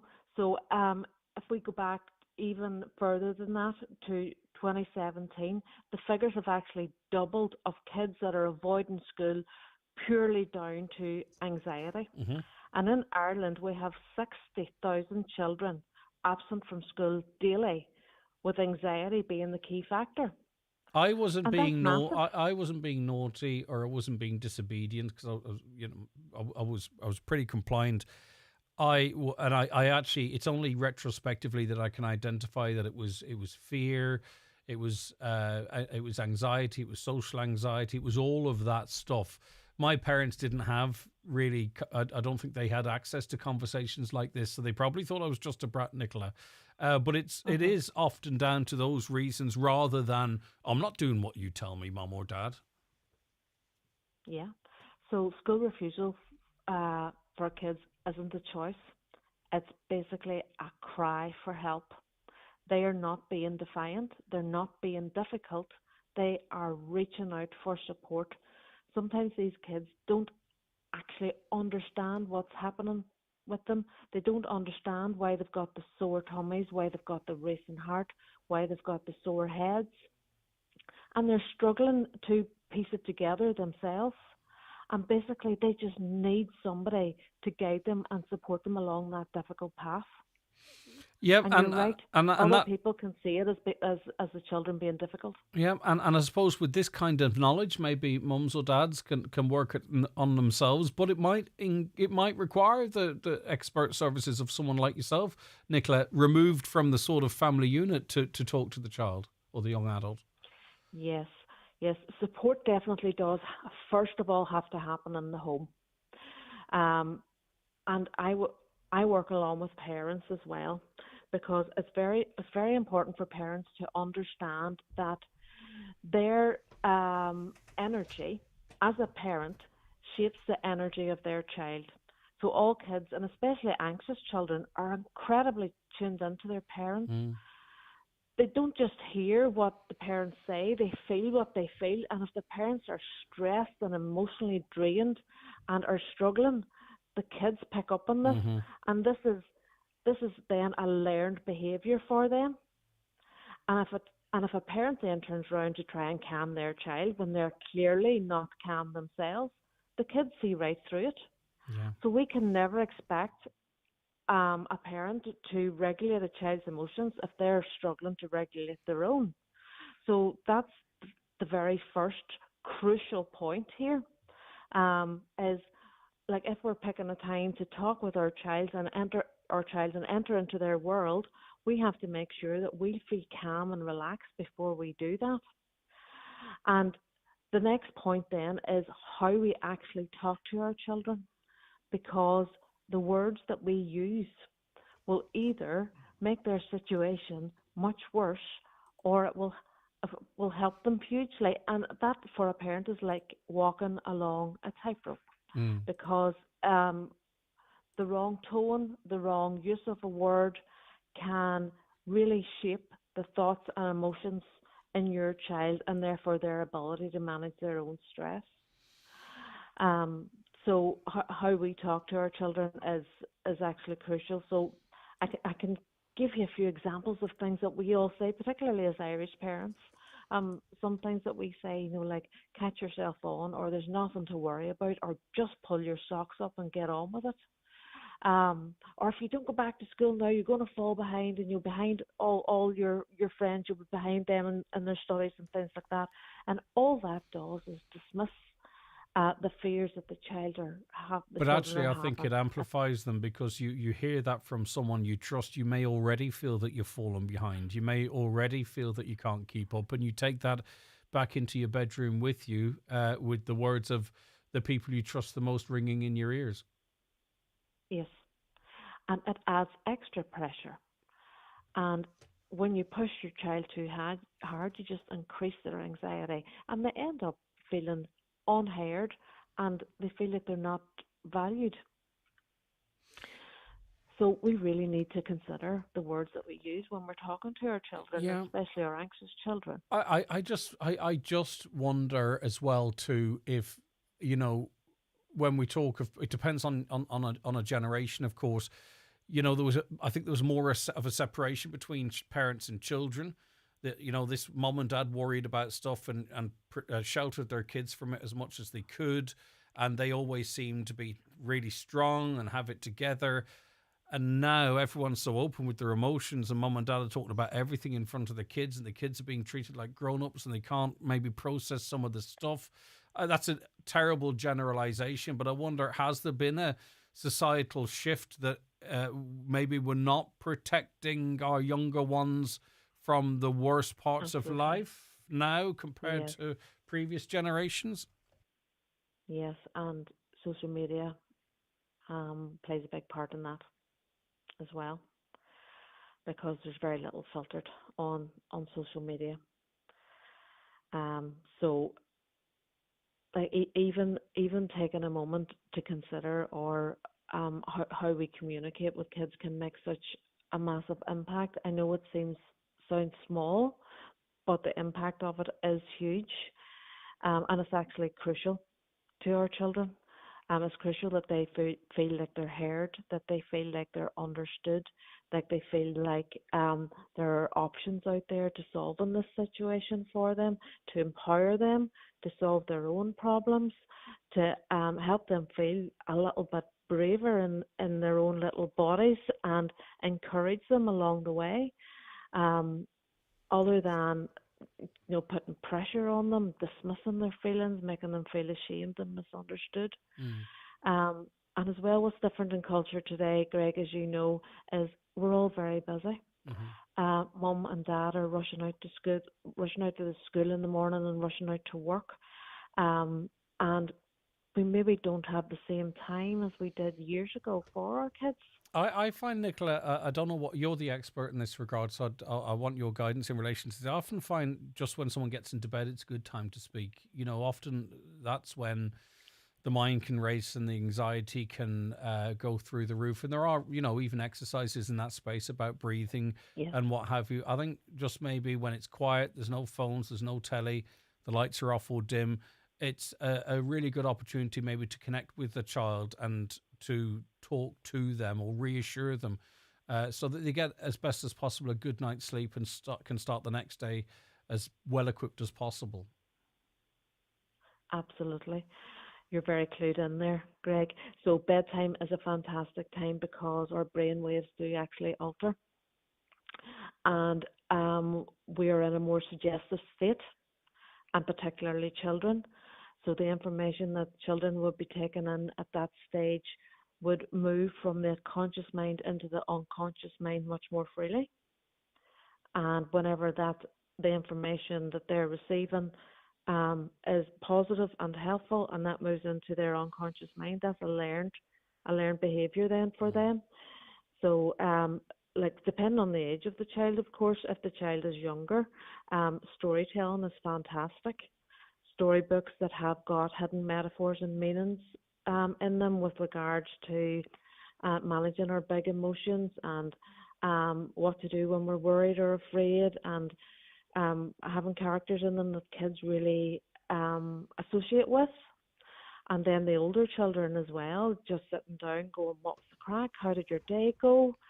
And really joining them in their world at that moment in time is a really fantastic habit to get into. And I think, Nicola, it's really too important for parents to work on this. And maybe people think, well, you're talking about all emotions and blish bash, but it's so important because if you can sort of relate, if you can, that reassurance, because there's nothing better than the reassurance from your mum and dad, and sometimes it can be blanket insurance. Everything is going to be okay, and I'm here to make sure it is, or whatever phraseology might work. But if it does go unchecked, it doesn't just go away. You take it into your late teens, you take it into your 20s, you take it into your relationships. We have a fantastic opportunity as best we can to teach our young people to deal with this type of stuff, and it helps them then into their advanced years. Absolutely. Unresolved anxiety in children will cause them major challenges when they're adults, and those challenges will be in the workplace. If they manage to get out to work, they'll be in their relationships. Their entire world will suffer an effect from having anxiety that wasn't resolved, that they've carried from their childhood, and they may not even realize that is what's happened to them, because that's their world. That's all they know. They don't know how to be any different, and they don't know how to live any different, and they don't know how to help themselves with changing thought processes, or shifting the moods, or like there's a lot of talk at the minute around mind shift techniques, which are really amazing as well, to get great results with that kind of therapy, other than counselling and talking therapy, because I know a lot, particularly teenagers, aren't keen on that type of therapy.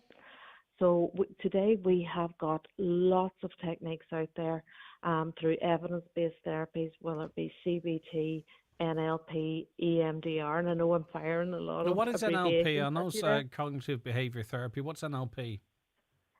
NLP is neuro-linguistic programming, and I work for NLP for Kids, and what it does is it teaches kids how to reframe their negative and unhelpful thought processes, and how to introduce practical techniques and strategies to help them cope in every day-to-day situations. And they are super effective. But what is special about NLP for Kids is that we introduce them in a fun, light-hearted way. We can do them through games, we can do them through storytelling, we can do school-based workshops that really make kids think about what they think about themselves, the world that they live in, how they can make it better for themselves. So the tools that we have nowadays really are fantastic. And I think, it's so important we look after ourselves as well, because I think, there's generations of parents now that themselves probably have unchecked anxiety, and a young person might come to mum or dad and go, I'm feeling anxious. And then mum and dad goes, what? Why are you feeling anxious? Now I'm feeling anxious. And the kid's like, well, I'm feeling more anxious now that you're anxious. And then the parents get even more it's like anything, whether you're physically caring for someone or emotionally caring for someone, you have to care for yourself first. It's like putting the seatbelt on the child first on an airplane, right? Or yourself first, or putting your mask on first. You have to make sure it's never too late to look after yourself as well, to ensure that you can best care for those around you. As I say, be it physically caring for someone or emotionally caring for someone. Yes, absolutely. And kids, actually, a lot of kids won't know that they're suffering from anxiety because they'll not understand it. But what they will know is that they've got sore tummies going to school, and that they suffer from headaches, and they get racing hearts, and they avoid social situations. They avoid going to school parties. They may avoid going to swimming lessons because they feel safer not doing those things, but they don't actually know that it's anxiety that's causing them, and they can't understand it or make sense of it, and it makes them retreat even more into their own little world.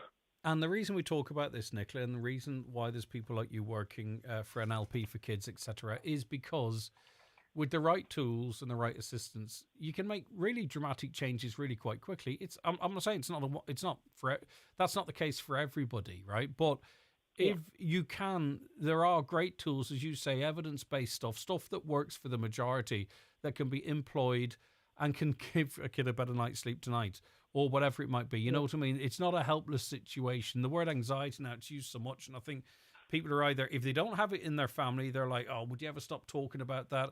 or if they do, Mhm. it kind of can make it even feel more overwhelming. But there's fantastic resources and help and hope out there. You know, it really is one of those areas, I think, Nicola, and you can correct me as the expert of mental health, that really, you know, we can do something about.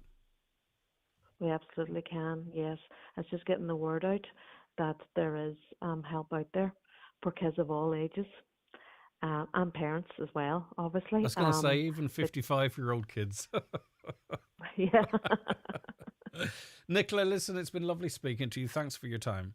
It was about a specific query, but, you know, I think in the wider conversation, we've covered all bases in that, and it's just about you know, reassurance and using some of the tools that you've talked of. Thanks, Nicola. Nicola McKay, Kids and Teens Anxiety Coach. Ah, springtime, and the gentle hum of bees, the happy chirp of crickets, and the powerful buzz of a Titan cordless mower. Get all your spring jobs done with Screwfix. We've got fantastic value in the Titan 1 battery platform range, including mowers, trimmers, and pressure washers. One battery, multiple tools. Shop online or in store. When it's time for confirmation or first communion, it's time for a trip to Watson Menswear in Letterkenny.